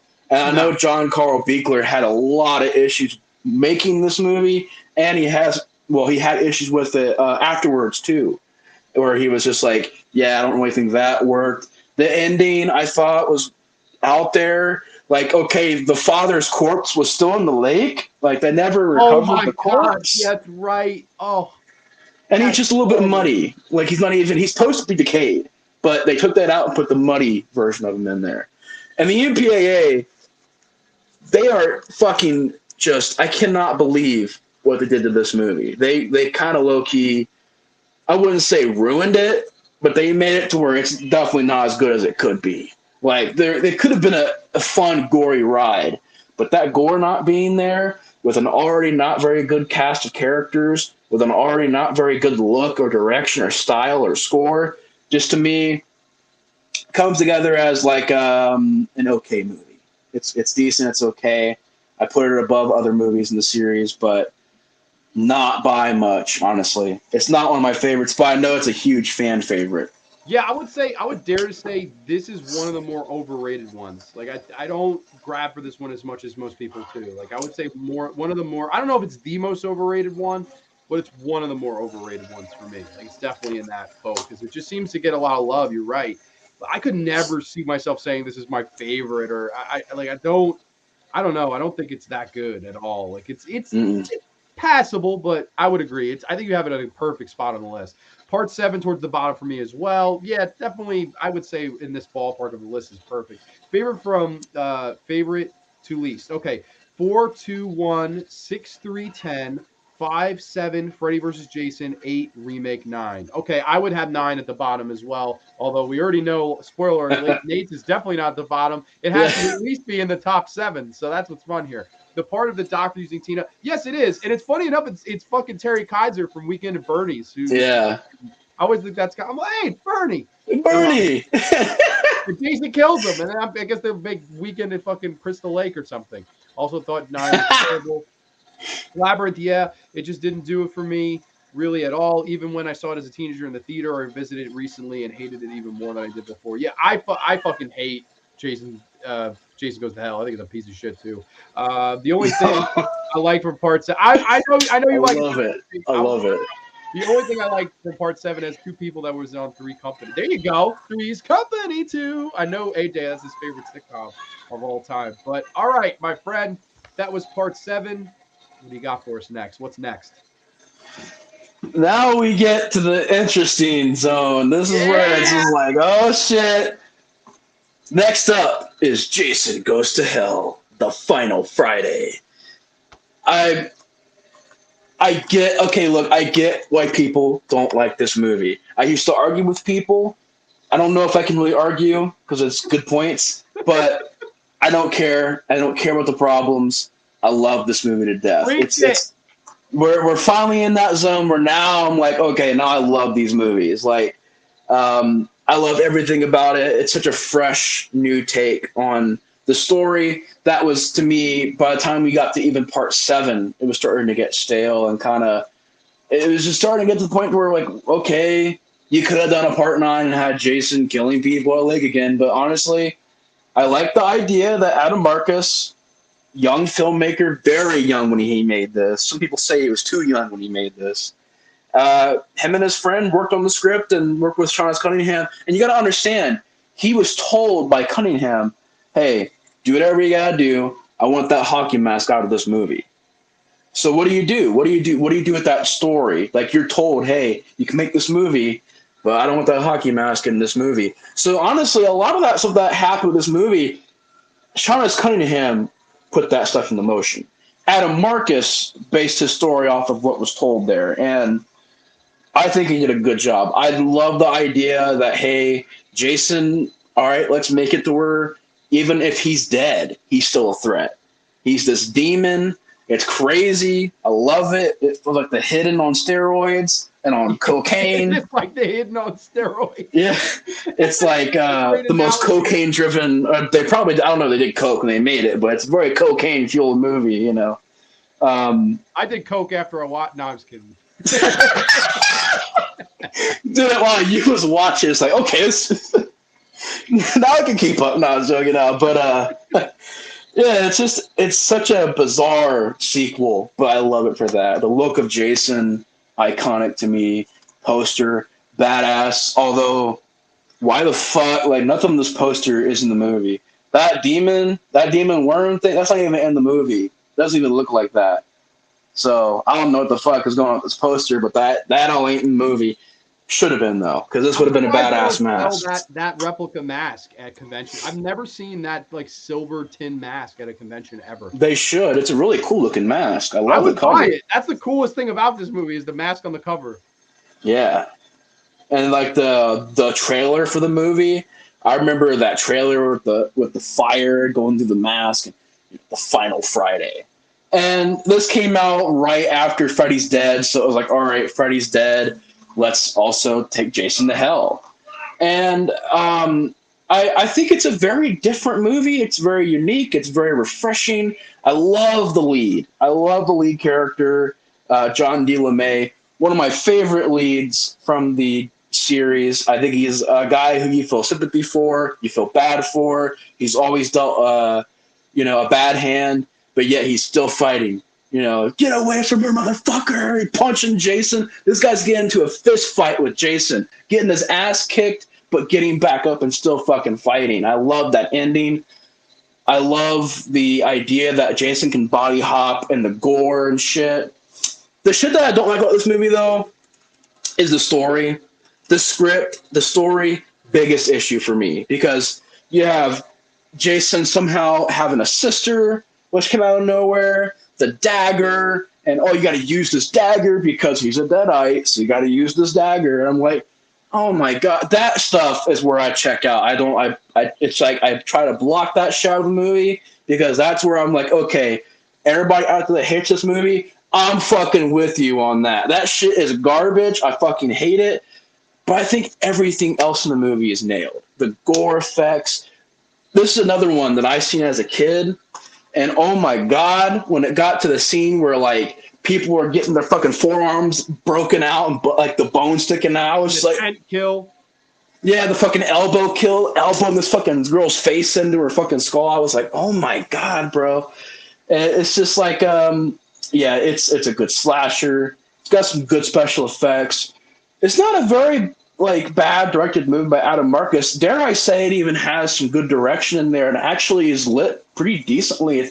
For his first movie, I think it's a pretty damn good job for his first movie, direction-wise, lighting-wise, directing the actors. Just, all that was just done very well. The cast, I didn't mind. Creighton Duke. I like that character. Kind of a bizarre character because, like, where the fuck did you come from? But okay. Jason wasn't in any of the first 8. Yeah, and then talking about, I think about Jason. I think about a girl sticking a hot dog through a donut. Like, what the fuck is that? So, like, the worst shit to me in the movie is all that trying to add more to the backstory of Jason and trying to add more to the lore, which you can do right, but it just wasn't done right here. This house, this big-ass house, that's somehow owned by Mrs. Voorhees, which they spell Voorhees wrong in this movie, by the way. It's fucking bizarre. Yeah, I think it's like an extra E added on to the end. So it's not even spelled right. I'll look out for that next time I watch this. That's so cool. Yeah. I think it does have a lot of script issues, but like I said, I'm going to shut up now because I'm pretty sure I pissed off the entire internet. But yeah, I'm a big fan of Jason Goes to Hell. See, this is Nate's list. So that's why this is what I would like to do for Friday the 13th is bring colorful guests on to give their, because I've given my list. I did a 20-minute video giving my list. So it's like, it would be boring for me to just repeat myself over and over. I appreciate that you have Jason Goes to Hell higher because I had it right at the bottom. Let's see what the chat weighed in. So God. I hate Jason Goes to Hell. It's the worst one in my opinion. I would have to agree with Kara on that. Jason's spirit possessing random people, no thanks. Yeah, and the mortician eating his fucking heart. It's the fucking guy who's trying to be John King in Rocky 5. Yeah. The mortician who just decides to eat Jason's fucking aorta. Even Sean can make a mistake. Yeah, I would agree. Jason Goes to Hell had some of the cast who were in Friday the 13th series. Yeah, John D. LeMay was in the series a lot. I love how they mentioned Jason's execution on this movie like it was an event. Gid, welcome, my friend. Hope all is well with you, buddy. Good to see your name on here. Yeah, and let's be honest, it was an event. this was like, if I was alive in 1993, I would have been first in line to go see this. Like, holy shit. Yeah. Of the Paramount 8, I generally can get enjoyment out of all 8 of those movies. I would have been first in fucking line to see this. Like, no question about it. And I know people for a fact that went back and saw it that didn't even like the movie just to rewatch the ending in a theater. Because that's the thing everybody remembers from this movie is the last shot of Jason's mask being on the ground and Freddy's glove grabbing Yeah. the mask. And fun fact, it was Kane Hodder whose hand was in the glove, which is kind of cool. Kane Hodder plays Cade. I thought it was a pretty big looking hand. I was like, God damn. Kane. Freddie was hitting the gym. Yeah, and of course they fucking said, "Oh, Kane, you're not going to be in that movie" when the time came, which is bizarre. But I Weird. agree. I think it was a big event, and I like that they treated it like a big event. Same with Freddy. They did a funeral for Freddy Krueger. If people don't remember, They did Yeah. a fucking funeral at an actual cemetery, Yeah. actual graveyard. It wasn't Grande's graveyard, but still, the demon worm on the cover looks a little more like one of the demons from Freddy's Dead. Sure, I mean, yeah, true. Jason's sister, the Kinda. dagger, the possession angle, the bounty hunter. If all of that new stuff had actually been in the previous movies, that would have been totally different. Yeah, no, I guess so. I don't know. It just always kind of blah to me.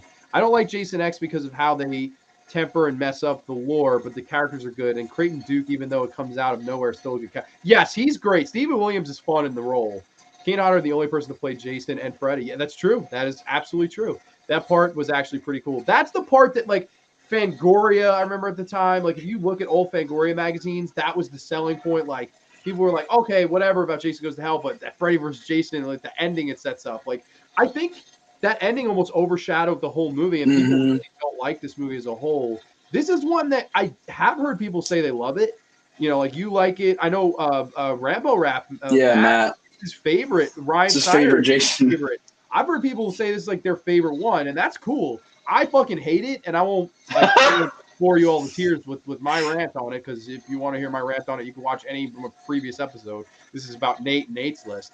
I do my one question to you before we move on from this: why do you think Adam Marcus didn't get more jobs? Because you claim to say he did a good job. I know a lot of people seem to like the guy, but he really filmography. He didn't do much else. Like, he's done maybe 4 or 5 other movies at all.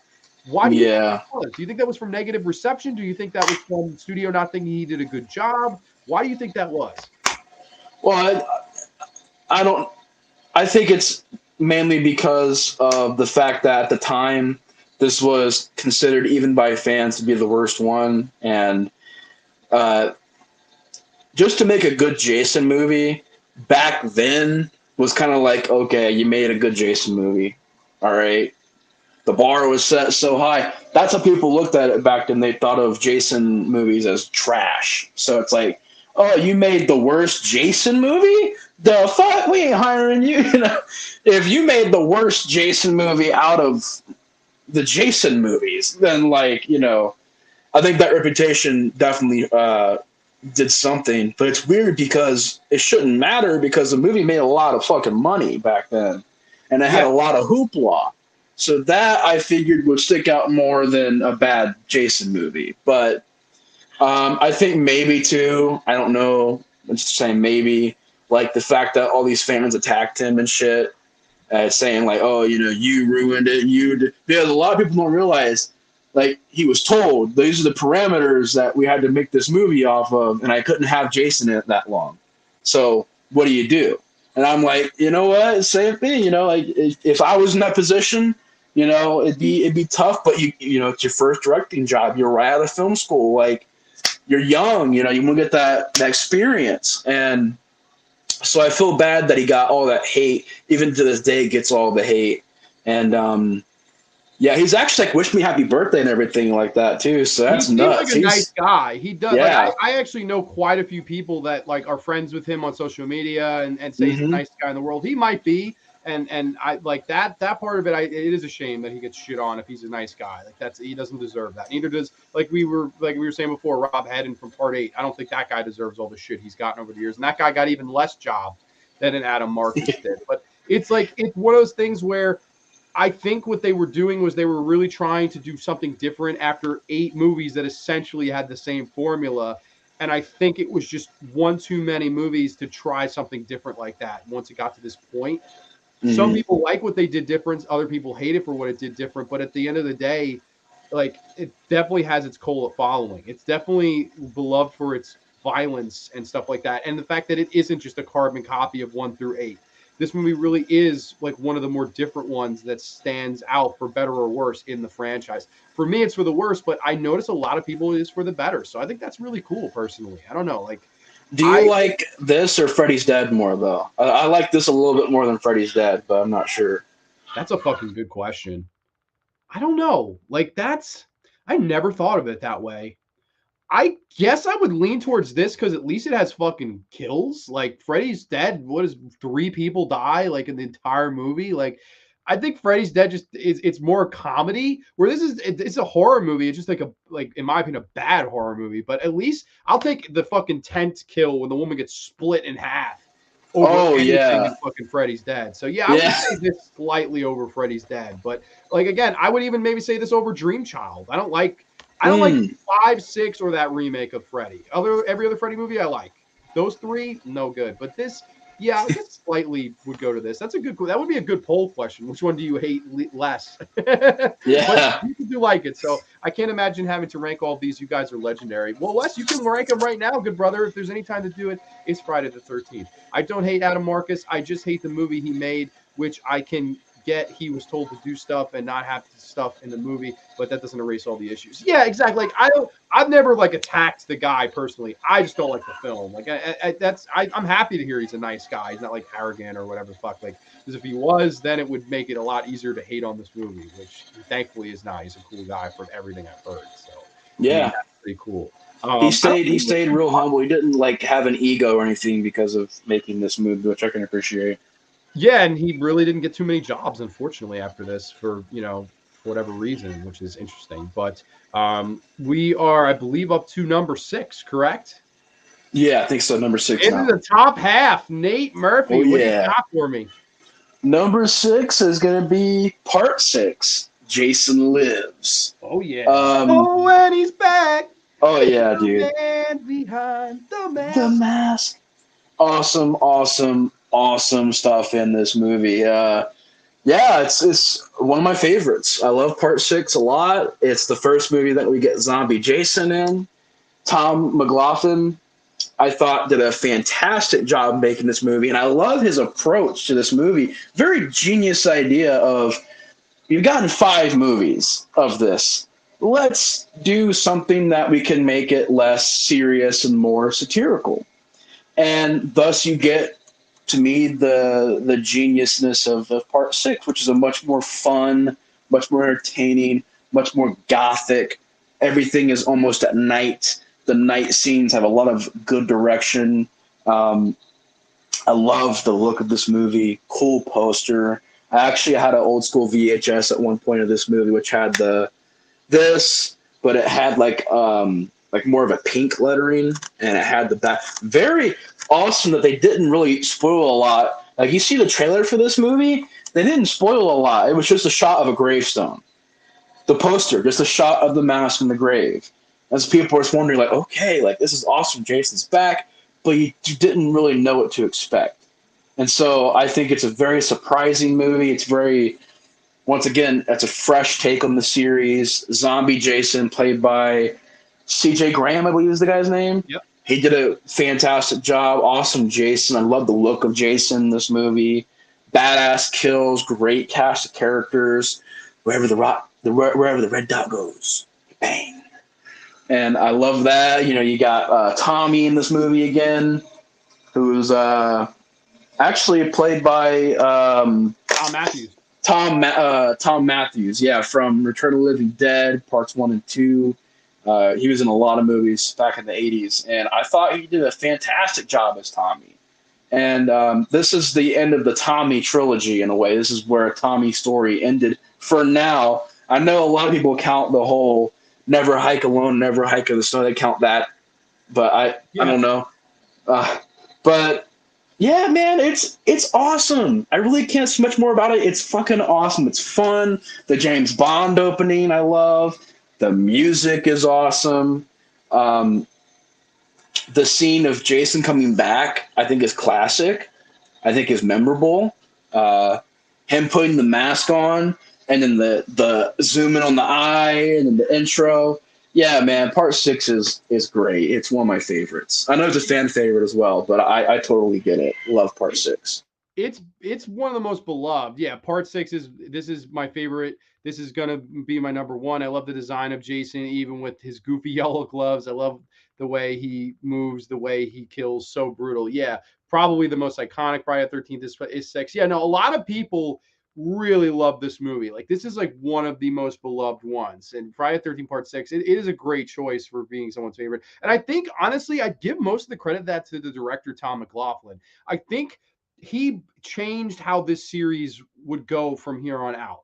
Because Fridays 1 through 5 all had that classic old school slasher movie feel. Even 1 and 5 kind of have that whodunit thing going on. But 1 through 5 all feel like the same movie in a lot of ways. Whereas this movie has a completely unique sense of humor, has a completely unique like look, like Nate was saying, that gothic kind of tone. And if you notice, there's a lot of gothic Easter eggs, like Karloff Boulevard and stuff like that. Like a lot of the stuff in it is kind of nods to older school horror movies that weren't exactly slasher movies that were coming out around this time. So I think the style and especially the sense of humor, I think a lot of people love the sense of humor in this movie.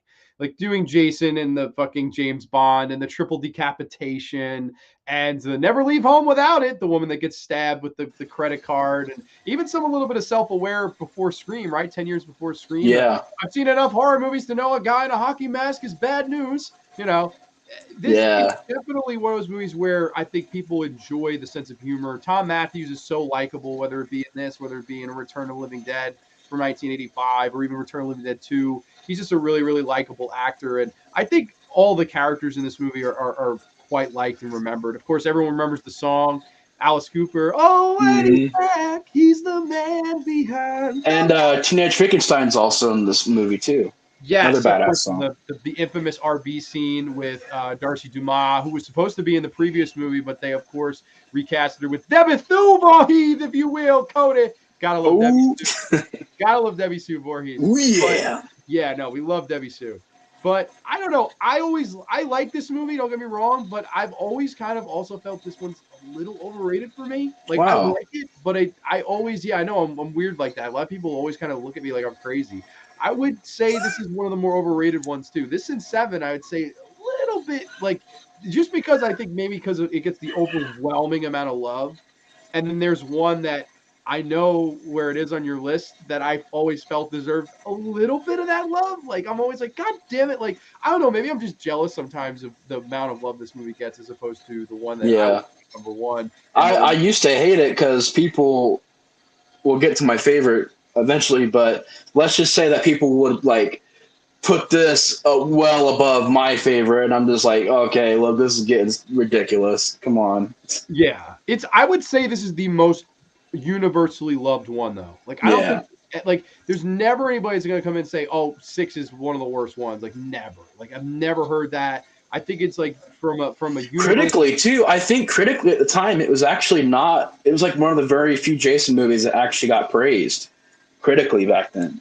Which is shocking because all of these movies, like almost all of them, got bad reviews. Like, Hmm. oh my god, even the original got fucking shit on. So you know, Yeah. go figure. Let's see. I think we were here. Part six was my favorite for a long time, but looking back once I'm older, it was a little too goofy for me to put it over parts 2 and 4. I agree. I think maybe it's that goof factor. Like maybe because like I love the style and feel of the first five. And I guess slight spoiler alert, Nate's top five is going to be some variation of the first five. So I like Hmm. those five movies the best too. I'd have all five of those above this. I think what it did though was number one, it was coming off one that people didn't like in part five. A general consensus of people did not like that the ambulance driver was the killer and not Jason. We bring Jason back. We change the kind of aesthetic of what it is to be a Friday the 13th film. We add all these kind of latter 80s rock and roll and metal and all that stuff to this movie. And I think I think this was desperately the change the series needed at this point. I think it's a kind of a costume change for the series, and I think that's why a lot of people like it. It's such a shame that Part 7 is not like taking from this. Like, it doesn't feel like it feels like Part 7 took a big step down, and then Part 8 as well. Like, I don't feel like they ever could really follow this one. I was gonna say nothing ever really followed the tone of this movie. No, it's kind of like its own thing. That's the issue, I think. I think that, like, Tom McLoughlin did such a good job that it was so hard to kind of follow his act.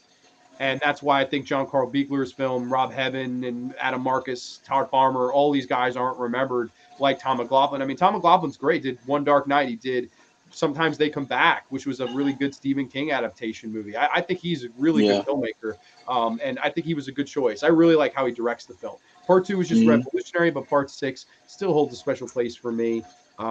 It's so good. Tommy, Megan, and the sheriff, all great characters, even like the other cop guy, the one with the gun, the Yabang guy. Absolutely. Have you guys ever seen the teaser to Jason Lives? The dolly zoom shot going through the cemetery was used in the opening sequence to The New Blood. I didn't know that. I didn't realize that, actually. That's interesting. I love the opening of a killer buried but not dead. That's Part 7, the opening. Yeah, we forgot to mention that. That's like one of my favorite things from that movie is that opening, that compilation. It's so good. It's like a fucking promo for that. One more comment before. Hello, everybody. My personal favorites will always be Final Chapter, Beginning, Jason Lives, and Jason X. Welcome, Mr. Vabra. We're going to dip into the top 5. However, I have to take a piss.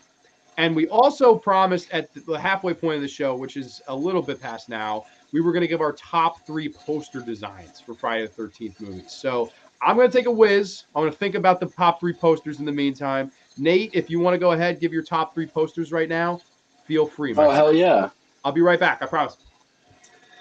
So my top 3 posters, it was really hard to pick because the first 8, really the first 9 have awesome cover arts. And they even have really good reversible art. Obviously the first movie is a classic poster, but I even love this poster a lot. I would probably say this is like if they ever made a novel version of, I don't know if you guys can really see it very good or not, but yeah, they made a book of Friday the 13th. I can see that from the book cover. I love that alternate poster for Part 1. But top 3 favorites, very hard to pick that. Because there's a lot of good ones in there. I'd say number 3 would probably be the Final Chapters poster. Freaking classic. I love that poster art. A lot better than the reversible art they have for this, which is just the logo. But Part 4, then I would say my second favorite, believe it or not, is Part 3. I love that poster. And then my favorite will always be the classic Friday the 13th Part 1 poster. I think is just it's just a piece of artwork that I think is iconic and is very John's back. I was like I looked down, you were gone, I looked up, you were there, like, oh, he's back. It's gotta be Kane. But no, I said my number 3 was the Final Chapter. Number 2 was Part 3, and then, of course, the classic first movie, one of the most iconic posters of all time. Love it, love it, love it. I would say Part 1 is my favorite poster easily as well. I agree with that wholeheartedly. I actually fucking love the Part 7 poster. I think that's badass. Yeah, that's also really badass. Rambo Ralph brung up, imagine if it was a shirt. It was just that logo on a shirt. That'd be awesome. Oh, I would fucking in a heartbeat. And then I would actually, even though I know this is not the official artwork for it, I would say number 3, I actually love this. Yeah, I like that. I think the Part 5 covers were interesting, yeah. Yeah, the one that's actually the one sheet is just text. Because they have this one too. Yeah, which is that's such a lame one sheet. Yeah. For an otherwise movie I really like. But all right, so that's our top 3 posters. I read that the original was going to be originally called Long Night at Camp Blood. Exactly. Part 6 is my favorite poster. Love the tombstone. Yeah, no, I mean, you can't. The Part 6 poster is awesome as well. But into the top 5, Mr. Murphy, what do you got? Here we go. We are in the top 5, baby. Five times. Oh, 5 times. 5 times yeah. WCW champion. Instead of You do 10, it's 5. My number 5 is, even though it's my least favorite of the first 5, it's still one of my favorite sequels out there. And it's A New Dimension in Terror, Friday the 13th, Part 3, in Super 3D. I love the commercial, like the trailer for this movie. Good marketing for all these movies. Great, catchy posters, catchy trailers. Can definitely see why it made a lot of money back then. And yeah, I love Part 3 in 3D. I love the 3D gags. Jason getting the hockey mask in this movie. Probably my favorite human Jason design. It's a toss between that and Part 4's look for Jason, which don't really have a good look at Jason on that case. But yeah, I think Richard Brooker is one of the best Jasons. Very imposing. Steve Miner is one of my favorite directors. I think he did a fantastic job directing this movie. The 3D gags are so fun. They're so out there and so fun. I love the disco opening. I love the music throughout the movie. I think it's shot beautifully. It's got a wonderful location to it. Best cinematography, I would say, in any Friday. Yeah. Very expensive camera they used for this, too. So that's why it looks so good, because the camera they had to use specific for 3D was a very, very, very, very expensive camera. So they spent a lot of time on the cinematography. I think it really holds up. It's got some classic kills. The handstand kill, y'all out there know what I'm talking about. The dude, the yo-yo, he does a handstand walking through the out. You know what I mean? Painful, very, very painful. But the fire poker death, the eyeball being shot out to the screen, classic stuff, man. That's classic, yeah. The fucking hammock kill. Yeah, the hammock kill. Welsh is reading Fangoria really enough. Classic poster, good take on the original poster, but different. Yeah, I mean, overall, everything about it I love. It has a weird ending. And I'm not a big fan of Dana Kimmel, and I'm not a big fan of her whole, like, oh, maybe seen Jason. I ran, and then I ran. Oh, my God. And it's like Jason in the same clothes. I'm like, when the fuck did this happen? Yesterday?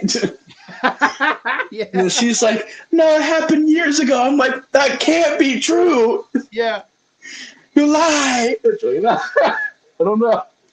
But like, Jason's creepy in this movie. He really is creepy. Richard Brooker, rest in peace, Richard Brooker. Fantastic job as Jason, debuting the hockey mask on the dock, walking out. Who are you? Shooting the spear to the girl's eye. That in 3D on DVD. The DVD has a 3D version. This one does too, but you have to have a 3D TV to watch it. I don't. But me neither.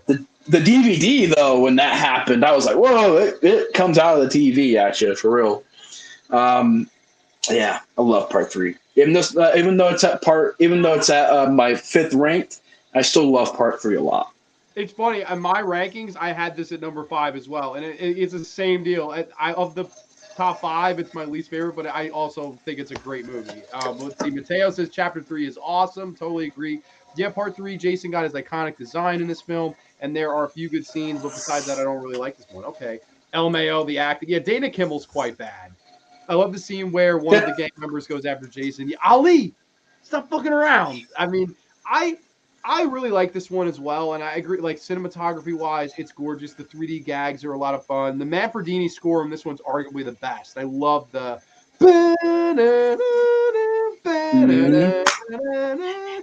It's got a really good finale too, man. Like the finale, him chasing her through the house and getting stabbed in the leg, and then the car, the van. And, yeah.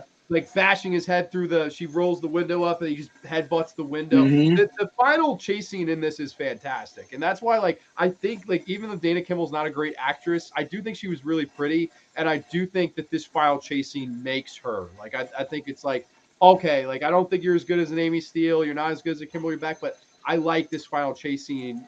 It's one of the best ones. And it's arguably the best one in any of these movies as the chase goes on. It's just so good.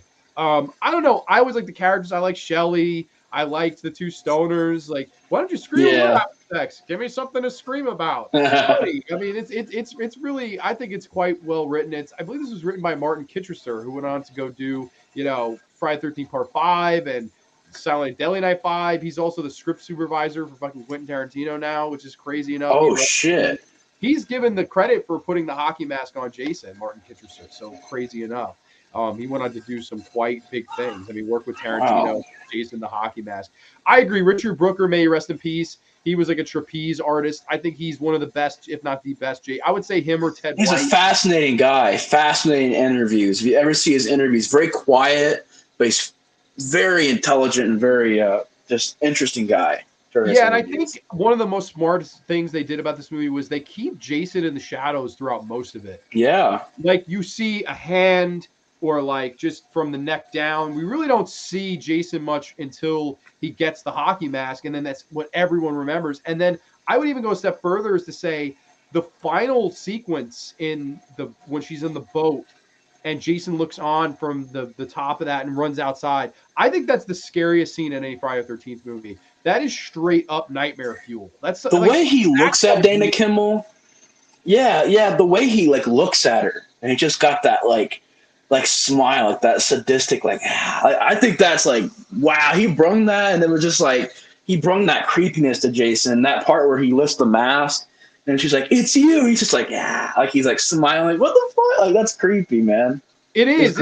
It's almost like something you never see from Jason before or after this is him trying to butter her up, like butter a victim up.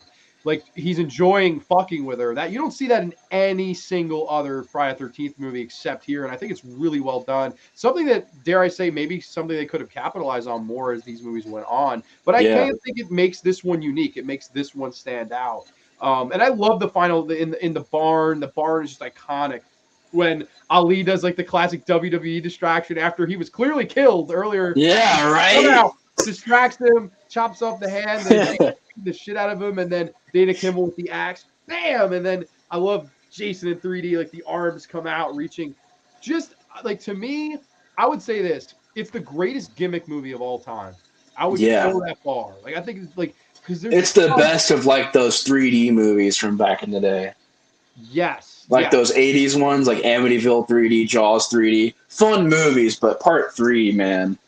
Friday the 13th classic. Yeah, it's a lot better movie than a Jaws 3D. It's a lot better movie than an Amityville 3D. Even like go back to the 50s with like the Tingler or the House of Wax gimmick movies. I would say this is the best one. Like, it's so much fun. I wish they just fucking release a good 3D version of it. It's like such a shame you need a 3D Blu-ray TV and 3D Blu-ray player, and it's such a shame that like I have the DVD as well. That's the best way to watch it. But I just wish they would come out with a good proper release of this, but it doesn't seem. I wish they would re-release it in the theaters, like a 4K version of it. Go back and clean it up, re-release it in 3D. I wonder how that would do. I think it would do great. I mean, they've done it with Jaws. They've done it with Dawn of the Dead. Those are two movies that didn't belong in 3D. This would be the movie to fucking re-release. You imagine? I think everybody, their mother, would go to see that. I would be first in line. Like, no. I'd go. Me too. My number 5 too. Okay, Labyrinth's right with us. I enjoy the third part a lot. Fun finale and Jason getting the hockey mask, truly memorable. Yes, this is one of the most memorable ones. He's truly living life. He gave Jason the hockey mask, Silent Night, Deadly Night 5, and working with QT. Absolutely. Can anyone confirm is one of the bouncers from Fright Night in the? Yes, that is. I can confirm that for sure. And fun fact, the other bouncer from Fright Night is fucking Ernie Holmes. And if people don't know who Ernie Holmes is, he was a part of the Pittsburgh Steelers Steel Curtain in the 70s with Joe Green, L.C. Greenwood, Dwight White. He was the fourth member of the fucking Steel Curtain. Oh, shit.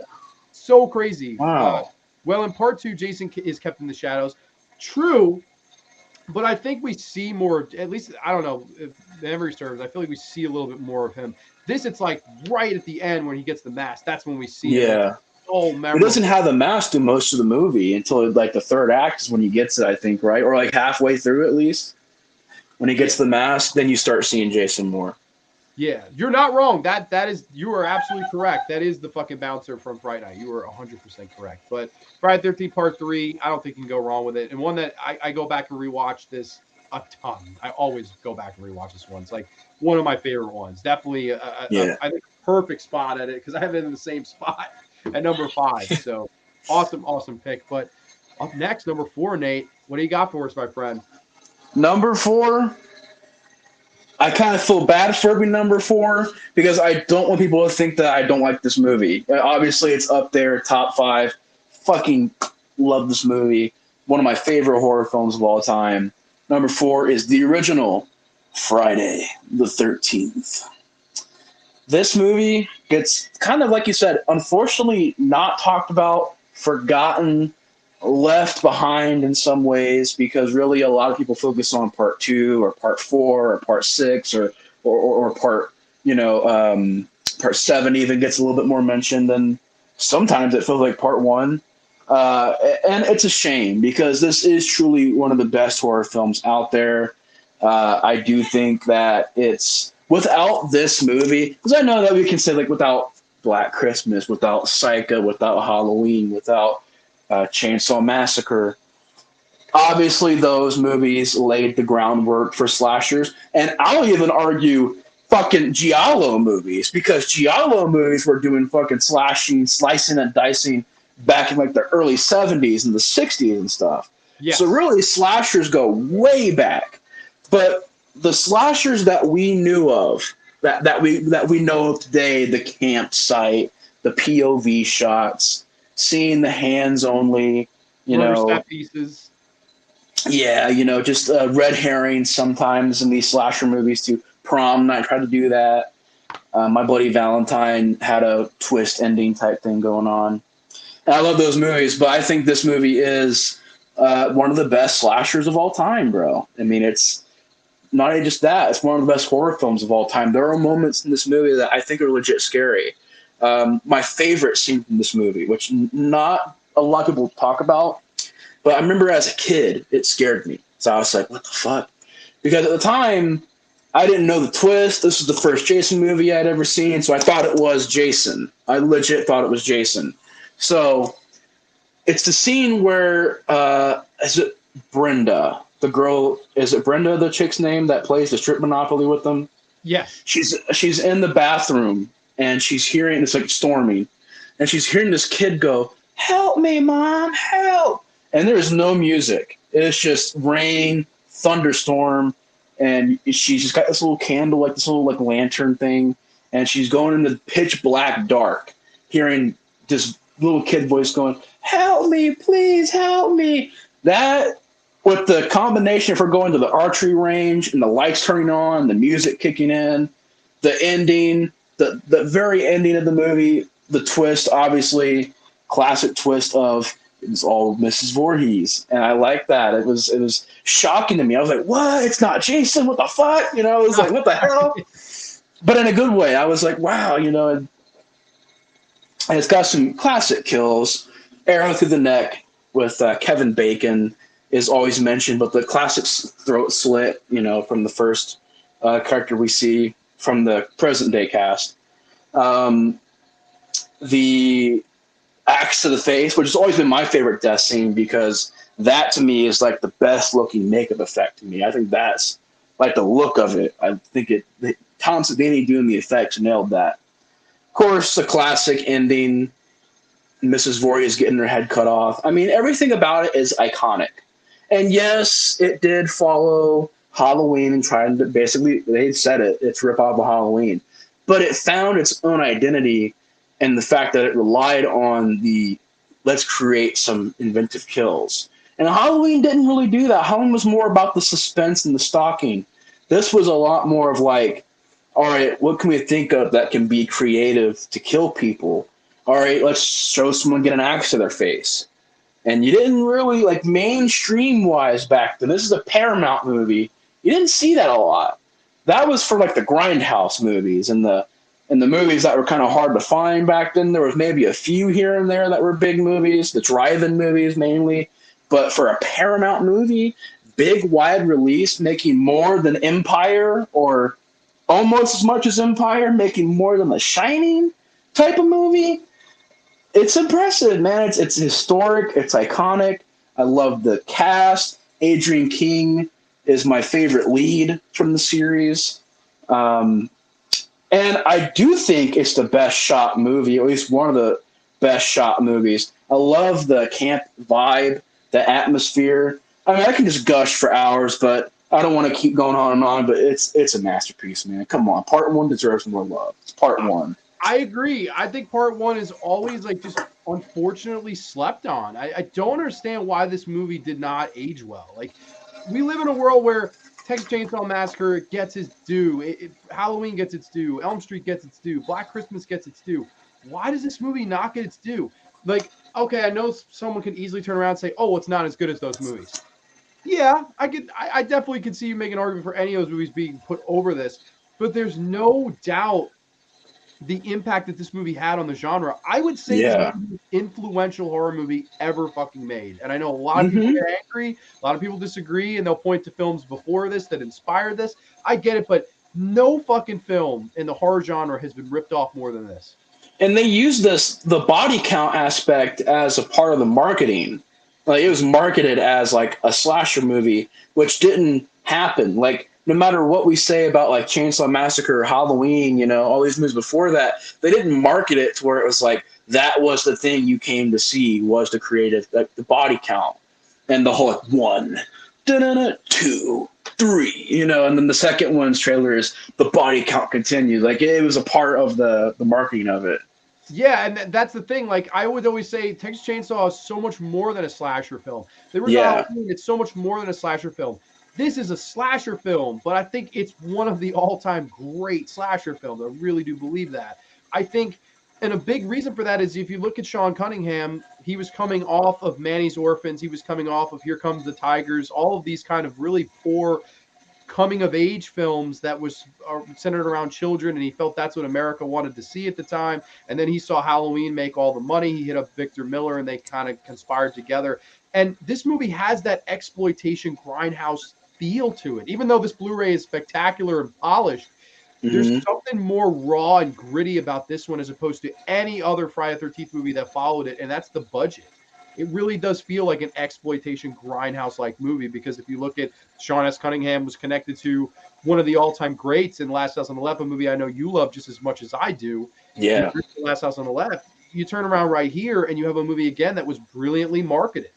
And really, I think is I know people a lot of they argue it's not as deep of a movie as Sean Cunningham wants you to think. And you know, you can think about that whatever you want. I always thought the ending of this is really what made it. Like I Mm. really always felt once Betsy Palmer comes into the scene and tells the story of did you know that a young boy drowned a year before those two others were killed and her pouring her heart out, that's one of my all-time favorite scenes in any horror movie. Like it Yeah. really is. I know a lot of people, it's the mom, whatever. I think she's great in the role. I think Yeah. really like and to drive this home, I saw this on 35 millimeter like 3 years ago or so. And Lucky. yeah, very lucky. The crowd I was with, when she came on the screen, and I'm Mrs. Voorhees, she got a fucking standing ovation. It was like post like you know how you watch a great wrestling match and a 40-minute main event and everyone stands up and claps and chants fight forever. Yeah. That it was like that type of moment for her. That's how much people think of this character. And even in conventions would come up to her and say, "We get why you did it." You know, like you were just a parent, you know, and that's why some people feel that she might have been justified in trying to protect other children. I think her story is just so impactful. It's really to me it makes the film, and I love the Yeah. film all around. But that scene in particular, it's just brilliant, and the whole Savini effects, the Manfredini music, the kind of exploitation look, style, and feel of this movie. I I love the titles too. How like the logo, it like breaks through the glass. It's a cool And idea. that's really it's symbolic of what this movie did. Is this was a glass breaking movie. Like this was your proverbial Stone Cold Steve Austin of horror movie. Yeah. It fucking changed everything. And to all the people that say, "Oh, it's bullshit. It ripped off Halloween." Look at 1981. Look what Halloween 2 ripped off. That's more of a body count movie, like Friday the 13th, Friday the 13th Part 2. Like the year of the slasher was the year after this, not 1979, the year after Halloween, not 1975, the year after a Texas Chainsaw Massacre or Black Christmas, respectively. it was 1981. I just always really felt that this movie deserves its day in the sun, and I don't think Yeah. it ever will. I don't think it'll get that. I don't know why, but it just hasn't aged well for people. I think that's why Sean S. Cunningham, you know, he doesn't really like Jason because it's the fact that Jason kind of, because of these movies afterwards getting, bigger and bigger and more popular on the hockey mask and the iconic Jason Voorhees. The first one doesn't have Jason Voorhees in the hockey mask or Jason Voorhees in it past just being a kid. So I think a lot of people just go, the original is good, but, we want Jason, That's what it became. Funny, we want Jason, Yeah, he's a plot point in this. He's almost like symbolic of, what a parent would go through if they lost their child to make sure it wouldn't happen to any other parent. And she hears the voices in her head, kill her, mommy, kill her. Yeah. I mean, I think that was such a good idea, man. Victor Miller, Yeah. he was really smart to come up with that and to reverse the psycho thing. Instead of Norma Bates, it's Norma. But what would Norma Bates have done? Okay, this is how it would have played out. Very interesting. And of course, I think the greatest jump scare in the history of movies of Jason jumping out of the water and the Manfredini music. Doo, doo, doo, doo. That's just a very iconic scene too. Like whenever I think of horror, I think of that image of the boat, her arm in the lake, and then Jason jumping out. It's an iconic horror image. I think that's why this became a franchise too. I think without that scene, we're not talking about 11 other Friday the 13th movies. I really think it might have just ended here. Like I don't think you would have ever had a sequel if they didn't do the sequel bait jump scare ending, which I'm glad they did because we get this entire series, which is my favorite series of any horror franchise, any horror series. This is it. But I don't know. I just always feel like people should go back and learn. I don't know, not learn, but like the original or see it in a new light. But I totally understand why people don't. I just personally always like this movie, and I it gets better every time I watch it for me personally. But yeah, same here, man. I'm glad we gave it a little bit of credit here. Let's see. We have a couple comments before we get to the number 3. I think, I'll put this around 4. It's good. There's just others I like more in the series. I think there's a lot of people feel that way. What makes the original classic for me is that it's a murder mystery. Yeah, it's more like who done it, even though you never could guess because she's never shown. I think I would like the film, or if they would have been the first one I seen. Totally hear that. The part of Pamela's mimicking a kid's voice to lure the girl into her dorm reminds me of the original Leprechaun. Sure, yeah. I felt like the first Friday the 13th movie was basically an updated Psycho, and Psycho is just a tough act to follow. Of course, definitely.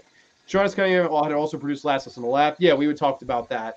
I agree with that. Yeah, no, definitely. I don't know. It's just a movie like I always kind of feel bad for. Like I feel like me too. It's so much noise when it came out, and now it's like so many people fucking hate it, and I'm like, geez, like. And if you look at a lot of ranking lists, it's usually below, like it's never really towards the, at least from what I've seen, most of the ranking lists have either mid tier or lower tier, which I don't understand. It's always been high tier for me. Yeah, I could see you saying, I like part 4 more than this. I could never see someone trying to explain to me how they'd like part 7 more than this. Yeah, I'd be like, wait a minute, what?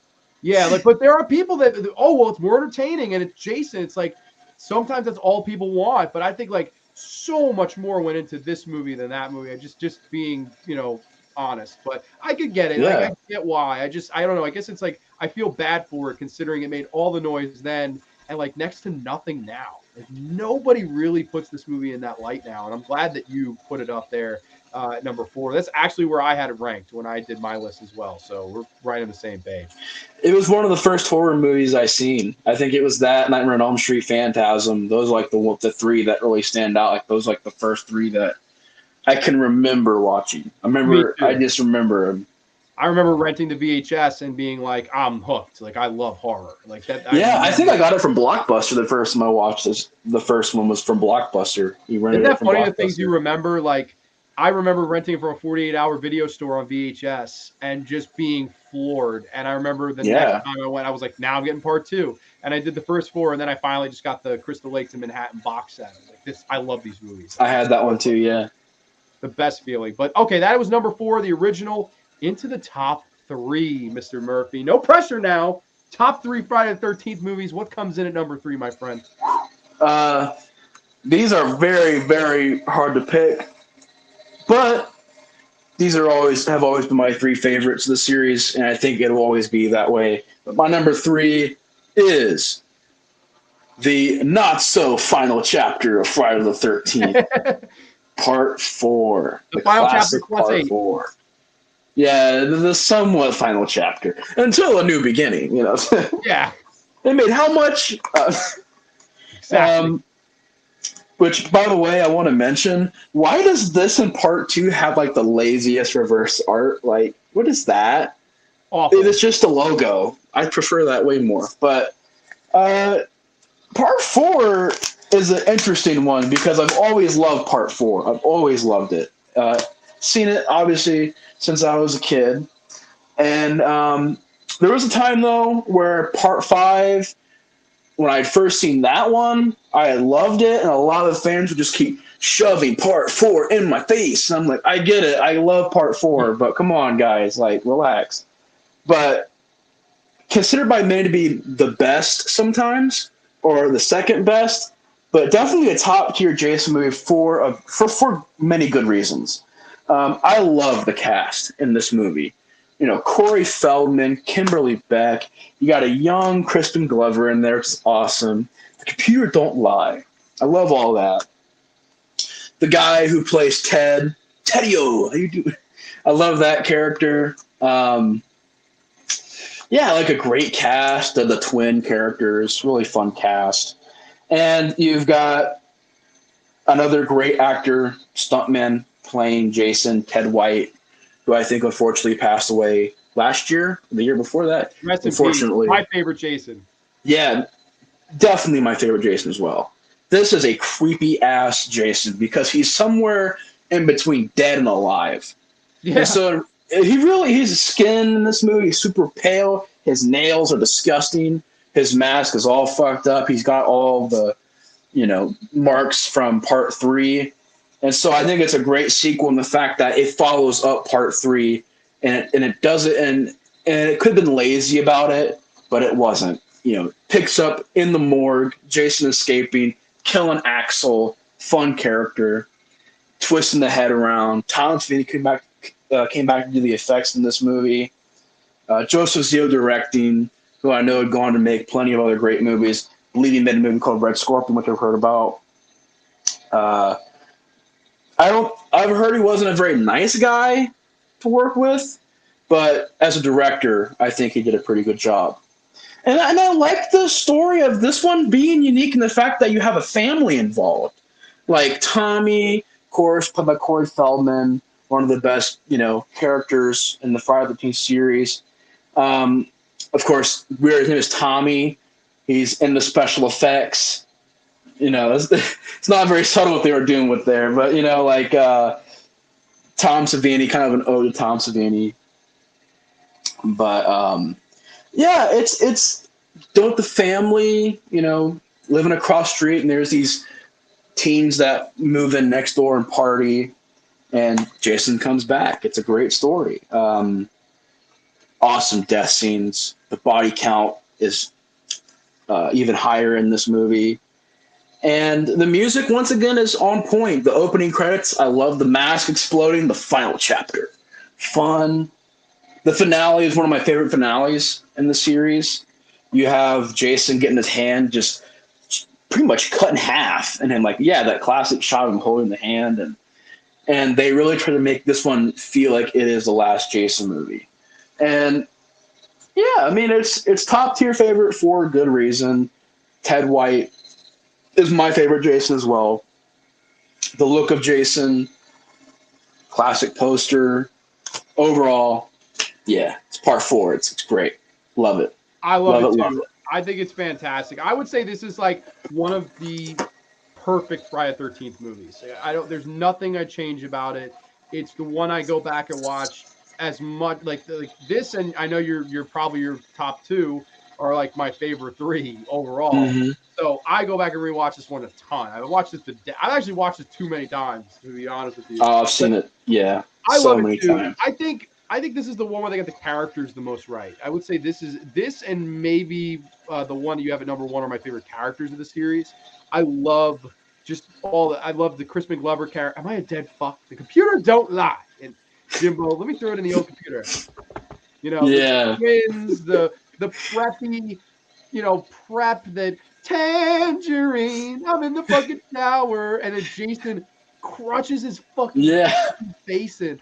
That I always hate preppy people. So, like for me, that is like one of my favorite death scenes in the series, where I just cheer like, yes, I kill this Right. fucking piece of shit. I hate him. He's not even a piece of shit in the movie either. I hate preppy people. Fun fact about me: you have the one girl that.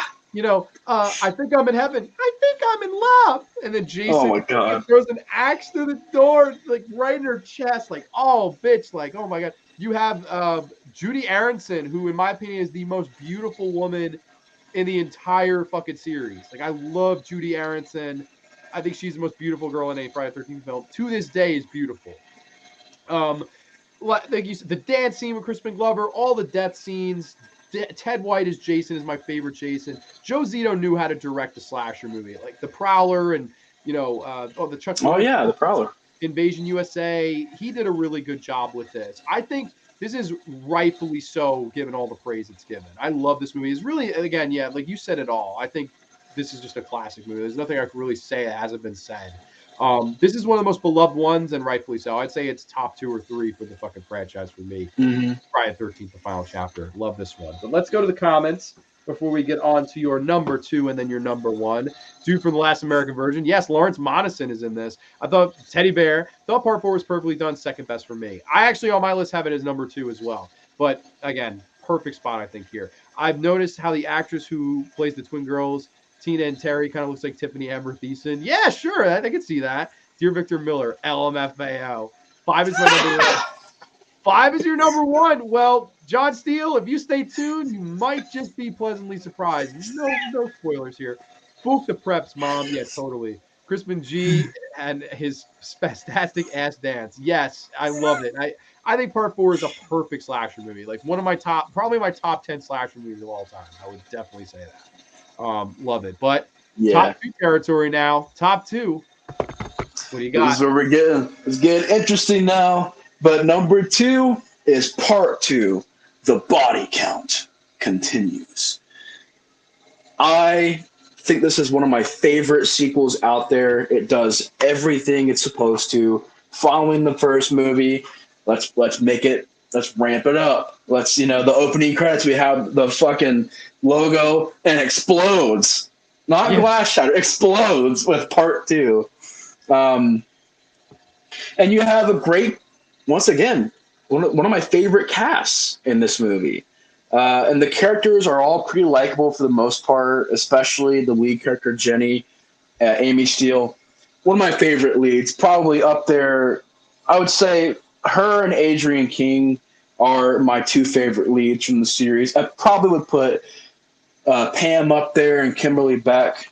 But, I think that Amy still does a great job in this movie, telling the story.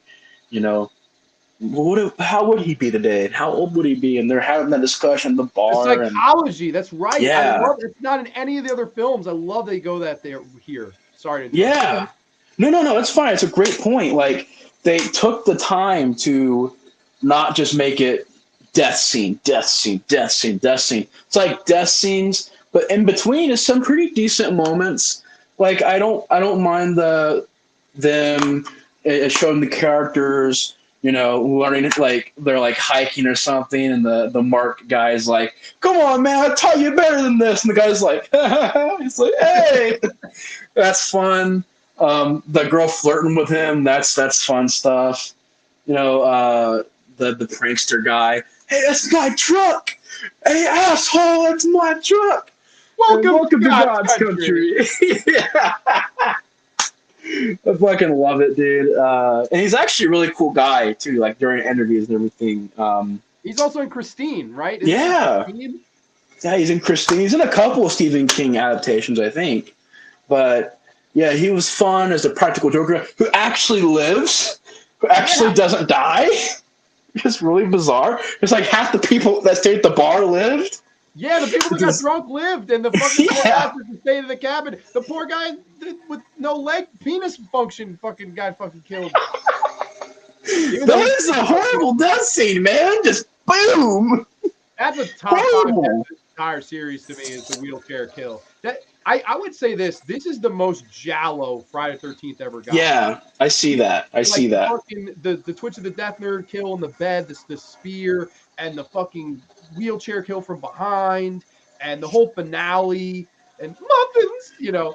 I think it's fucking fantastic. Like I Yeah. love Friday 13 Part 2. To me, it's like one of few sequels that it's in conversation of being better than its original film. Amy Steele as the lead is wonderful. She does a great job as the lead. I don't know. Like, it's one of those sequels that just does everything right. Like, I like the body count continues mentality because that's basically what it is. I mean, it's just another body count movie. But I like all the characters in here as well. I think it has a good sense of humor. Steve Miner, it was the first film he ever directed. This is like, I know you were saying It's before how impressive. this is, I think, crazy impressive. Where I'm like, wow, I totally see why Steve Miner got the job to do House, got the job to do Warlock, got the job to do Halloween, H2O, Lake Placid, all of these movies that he got to do after this. I could totally see why. I think he did a wonderful job going from an associate producer to a fucking director, and he Yeah, nailed it. wasn't he like on the set of Last House on the Left too? Yes, associate producer of the original Friday 13th, and he was like a script supervisor / editor on the original Last House on the Left. So he was with them for 10 years before he finally got his shot. And man, I think he hit a home run. Yeah, absolutely. It's probably my favorite theme song too. For Harry Manfredini scored this movie. Feels like it's even more ramped up, even more intense. And I think the theme song, the opening theme song, is my favorite theme from the movies. Yeah, he keeps that And I love scare element Baghead too. Jason too. Totally. The scare elements there with like the opening kill, it's really dark like the original film. I almost feel like the opening of this movie, it feels like it was shot at the same time as the original film, just because of how dark it is. And her getting Yeah, killed and some of the flashback stuff, which I actually, if you think about it, this is the shortest Friday the 13th film with all that padding there. I wonder how long this film would be if you cut that dream sequence out at the beginning, just out of curiosity. It yeah. probably I like was actually watching part two earlier. It's like an hour and 27 minutes. So you cut that out, probably be around an hour and 25, 24, something like that. It'd be a really short movie. Yeah, it's the shortest regardless, funny enough, which I don't know, I think it's one of the best pace. I think character-wise it's really good. I'll say this too. The finale has got to be up there with the I would say it's the best Oh finale yeah, of any of them. Like when Amy Steele goes into the, cabin with Mrs. Voorhees' dead head and she's like a psychologist wanting to be at least puts on Mrs. Voorhees' sweater and it's all done and mommy is pleased. You've done your job well, Jason. yeah. And I love the way fucking the guy who played Jason, who I met him, may he rest in peace. I have the signature over there, Steve Dash. Oh wow. He gets on a knee and kind of looks up. I can grab it. He gets on a knee and looks up and kind of looks and then finally sees and then bam, like the battle is on. One of the best fucking finales to any of these movies to me, and a movie that's a rare case of being as good, if not better, than its original movie. Yeah, which is hard to do, especially with the idea like nobody wanted there to be a sequel because like everybody was like, oh, it doesn't make sense, it's stupid, don't make that, da da da. Like everybody was against it, but it worked. It really wow, that's so cool, man. Yeah, Yeah. he was a really cool guy. I've seen a lot of his interviews. I've always wanted to meet Steve Dash, but unfortunately I wasn't able to. But He was really yeah, nice. He's like old school New York guy, really nice. I met yeah. Amy Steele. Amy Steele signed this poster, so I met them both. I met the Jason and the final girl of this movie. Funny enough. That is freaking awesome, man. Yeah. Did you meet Warrington Gillette? I did not, but I remember when I met Steve Dash. We made fun of Warren Gillette for like 10 minutes. It was so much fun. Swear to God, he was like, Yeah, fuck that guy. he was like, so you like part two? And I said, yeah, I liked it. And I said, have you ever seen Warrington at one of these things? And he was like, yeah, I did. And he told me this whole story how he walked up to him at a convention and said, hey, shithead, you see this picture? And like, he said, that's not you, it's me, motherfucker. Like he was very New York accent, got like thick New York, like, hey, motherfucker, I played him. And this guy was like, I don't want any problems. I have amnesia. And he apparently claimed that he had Oh my amnesia God. in a skiing accident. And that's why he, whatever, he just gave a bullshit excuse. But I thought Yeah. Steve Dash was great. I thought it was really funny. But yeah, that's my only memory of Warrington Gillette was me and him. We made fun of him. Like it was just like we kept jabbing at him. I thought it was quite fun. It's so weird because you watch those early Jason documentaries and featurettes, and he's on there like, yeah, I played Jason, and then like later, you see less and less of Warrington Gillette as the years go on. Yeah, it's funny. Like in the Crystal Lake Memories Blu-ray, there were some people that recalled Steve Dash, and there were some people that were like, "Oh, Warrington Gillette was my Jason," and I'm like, "What the fuck? Like, what was the deal here?" Like Yeah. the chick who gets stabbed, who's trying to get with the guy in the wheelchair, she was like convinced it was Warrington Gillette the whole time. But from what I understand, it was just his dumbass jumping through the window. That's the only thing that's Gillette in the whole movie. So, I mean, it is what it is. But yeah, because something like he couldn't do his own stunts, so he was only chosen for one stunt or something like that. Like he couldn't do the physical stuff, which it is dirty because Steve Dash did a lot of. He had to put tape on his eye, and apparently it got so bad that his eye was starting to irritate. So for a while, he had this rash and irritation on his eye from having the mask on for so long, and he actually got his finger cut real bad. So Steve Dash gave a lot for this movie, and for Warrington to just be like, no, I did it. It's like, oh, come on, dude, what the fuck? Steve Dash always says too, he got 13 stitches. Funny enough, that was the story where he got that to heal that was 13 stitches. I was like, oh yeah. Then he go to the hospital with the machete in his shoulder. Like, just have anything for a headache. Yeah, that's the story. He went to the fucking hospital for you got a headache, Great stuff. I love part 2. To me, a 10 out of 10 movie as well. I love it. Yeah, absolutely iconic, man. Iconic. For real. Awesome ranking wise and wonderful, Grande and Nate. Thank you so much, Missy. Appreciate that. Part 2 is my top favorite of all time. I don't need a hockey match. I need Jason chopping up fools. Hell yeah.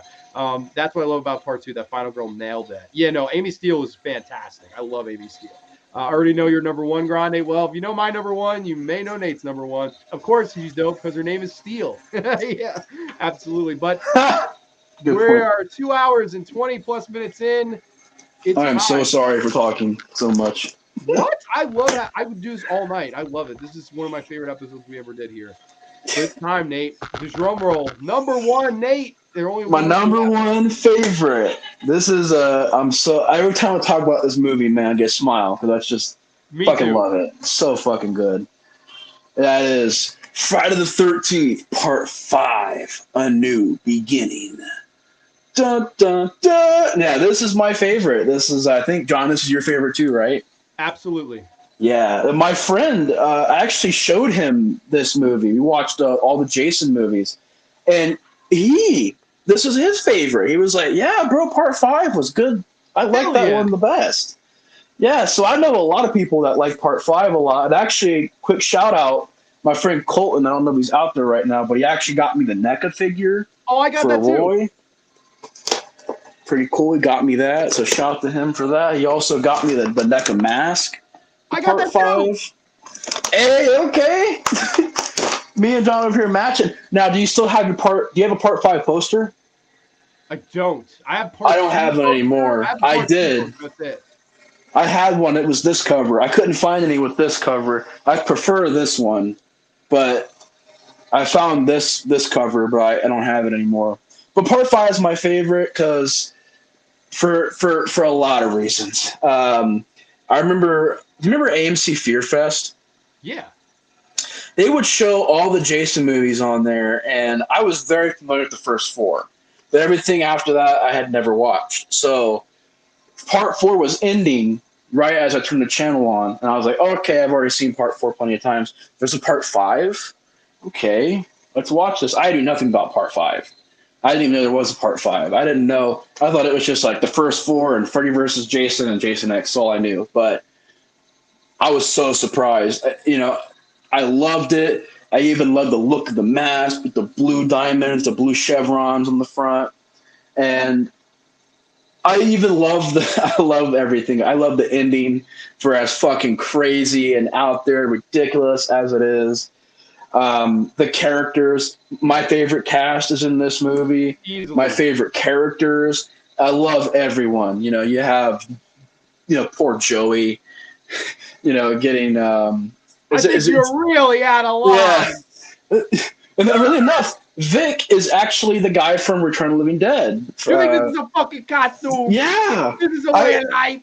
I didn't know that. For years, I didn't know that. It was the same guy. But yeah, so you have a lot of people from Return of the Living Dead in this movie, too. Like, you have Miguel Nunez. Miguel Nunez. Yeah, he's also in this movie. It's a very fun character.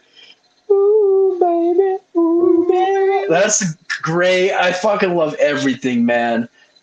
The best body count, the best kills. I think the idea, spoiler, I guess, but the idea of an imposter Jason is a really interesting concept, and he didn't do bad for being an imposter. This guy did pretty good. Yeah. Yeah, he did do pretty good. It's fucking incredible performance. And I think that's the thing about this movie too is, that's the number one thing people remember from it was, it was the imposter Jason. It wasn't the real Jason. But okay. Sorry, somebody came in. Okay, no worries. It's all good. We're live. Nothing can go wrong when we're live. But go ahead, man. If you got cut off, go ahead, please. No. You're fine. I was still listening. I was gonna say the thing with this movie that everyone remembers and the biggest knock against it is, Grande, it wasn't Jason. How could you like that movie? My answer to those people is this: it's the most Friday the 13th of all of them. Mm-hmm. The most boobs, the most blood, the most mayhem, the most colorful, over-the-top characters. You have Ethel and Junior, who is, to me, is the funniest two characters. You big dildo! You ain't so pretty yourself. I ain't so pretty myself. I know. And what do? You all the shit out of the pigeon coop, then I'll fill your stomach. And hey, morning, Ethel. Boy, you look lovely today. Horse shit. I got a bomb on me. She is fucking hysterical. Like, I think Carol Alcatel as Ethel is great. You heard me, Ma. I mean, great. I would like Lana to go with nothing on her. Like, just all the colorful characters in this movie. Demon, and you want a beer? Nah, get out of here. You want some pizza, cheese, and sauce? It's them damn enchiladas. What's up, Pam? What's up, Pam? Now, Reggie they call me Reggie the Reckless. You afraid of rubber? Great character. Man, you are one scared cat. I mean, I think it's arguably the best written characters of the entire series. Who could forget Violet? Who could forget the stuttering kid? Vi, I want to talk to you. He's trying to get laid by all these bitches, and nobody cares about him. I don't know, man. To me, this is the most Friday. Lana! Hey, Lana! Today's snow flurries. Snow flurries up your nose. I love it. Like, I think this is. Oh my god, I love it. I could go all day. I want Lana to go with nothing on it. And she's like, "It's showtime," and sprays her yits. Like, dude, there's so many boobs in this movie. It's the most sleazy of all of them. Like the scene with fucking Debbie Sue Voorhees' best yits of the series. Oh my god. The fucking having sex and then the fucking what is garden shears? Garden shear kill. Yeah. And then the eye kill where they're turning the stick and this guy's eyes are getting caved in by the fucking belt. Whoa, like that's fucking iconic death scene. Like all the death scenes in this really work for me. The flare to the mouth, the just so many great, the fucking outhouse shitter stabbing poor fucking demon. And the ending, which a lot of people get thrown off, but I would say this one has a deeper kind of psychology to it. Yeah. And it's very reminiscent of the first movie. Very reminiscent, and I like that. If people can buy it in the first movie, then I don't really know. It's not as well done as the first movie's twist, but I do get what they were trying to do. This is a character that, because of him leaving his son, maybe he blames himself for what happened to his son, and maybe it broke him, and he kind of says like, okay, well, it tries to get his revenge and kind of takes the persona of Jason in a way. So I think it's interesting. I do too, and I think even going a step further than that, like while I love that they brought the parent angle back and that's why he did it, I love that. But I think that the main thing here is the arc of the Tommy Jarvis character. Like everyone loves Tom Matthews in Part 6. There's really not an arc there. He's just entertaining and fun. I think that's why people like his portrayal of that character the best. Or they go towards Corey Feldman in the first one, or Jason, where he shaves his head. That's classic too. I like Tom Shepard's story here because it's the whole PTSD of trying to Me move too. on from that trauma and the drugs he's taking. It's fucked him up. He still makes the mask, but he's socially more awkward now. Whereas in the first movie, he wanted to hang out with everybody. He wanted to be everybody's friend. You see, all these years later, he's fucked up. And I love the Yeah. scene in the end where he faces the imposter Jason in the barn. Yeah. To me, it doesn't matter if it was Jason or not. It's about more about someone facing the post-traumatic stress that ruined their life. Where Reggie the Reckless, Tommy, he yells for him, and he's standing in the rain, soaking wet, and he's eye to eye with who he thinks is Jason. And they battle, and this great finale in the barn. I love it. I think Manfredini, I love the scores a little bit different in this one. I think he completely revamped the score for this movie too, because he was told to make it sound like Jason, but it's not. It's similar, but it's not Jason. So even the whole score is revamped, and I love the fucking music in this movie. And I fucking love the ending chase scene and the woods and the rain and just going to the house, Jason busting through the door, the lightning. Yeah, I think Denny Steinman did a pretty good job shooting this movie. And I think he also made Savage Streets too. Which was, the year before this, Linda Blair, which I love that movie too. I know a lot of people give him shit because he had come from the porn world and he made a more sleazy Friday the 13th film, but that's what these movies are. They're Blue Blood Mayhem, and this is the most Blue Blood Mayhem in any of them. And you throw in the psychology, you throw in the whodunit, you throw in the blue. They're the bloody shot, not the money shot. Yeah, I don't know, man. I always just loved this one. I always thought, wow, like this is the one that I feel deserves all the love in the world. And it's definitely not boring. It is like the opposite of boring. It's so fast paced and just everything is interesting about it. Yes, definitely. I'm glad people are starting to come around on it.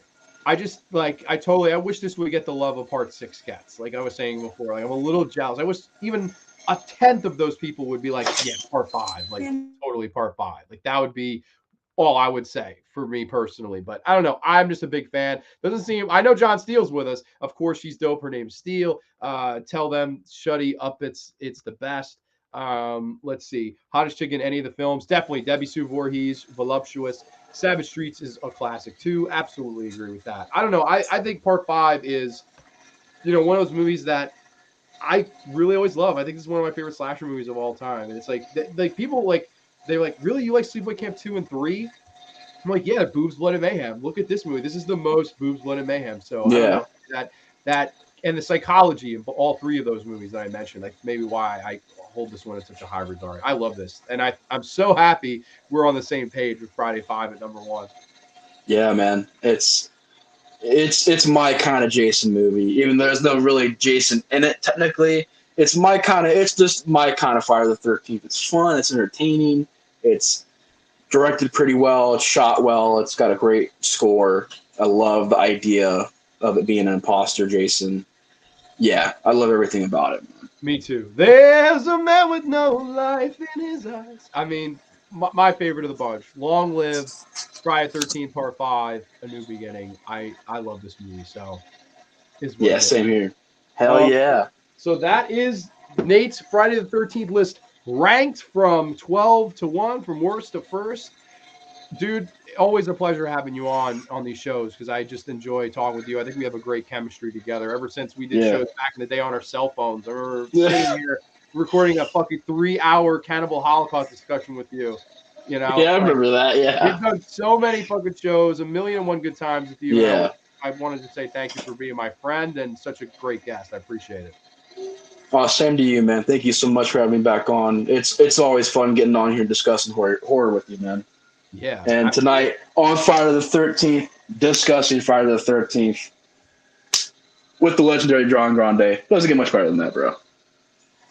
Dude, absolutely. Always a pleasure. Part 5 had some great kills, but I think some good ones got... Yeah, definitely. Still a great movie, I would agree. Excellent ranking, Grande Nate. I had a great time just enjoying listening to you to get to business. Thank you so much. I think Wes was here the whole time, so thank you so much. Thank you. This was a long one, but definitely one of my faves we ever did. So, if there's anything else you want to talk about, I figure we wrap it here. I'm good, but I just wanted to say thank you again, man. This was really fun. I really appreciate you having me back on. Absolutely. A ton of great times with you. Next week, to everybody, we will be taking a 1 week detour off the horror train. What that's going to be, I'm not going to let you guys know that, but I got another special guest, a first-time guest coming on, and it's going to be a lot of fun. So everybody, Nice. I want to say have a safe, happy, healthy Friday the 13th and Friday the 13th weekend. Stay out of trouble. Don't have sex. Don't do drugs. Don't get killed by the man behind the mask. If you could just do me that favor for this weekend. I know it's hard, but please try to do it. But everybody, thank you so much for joining us. Nate, thank you so much for being a wonderful guest. I appreciate it. And we will catch you next time only on the Graveyard. Too sweet. Peace. Too sweet. I'll be right back. Whoa! Night, y'all.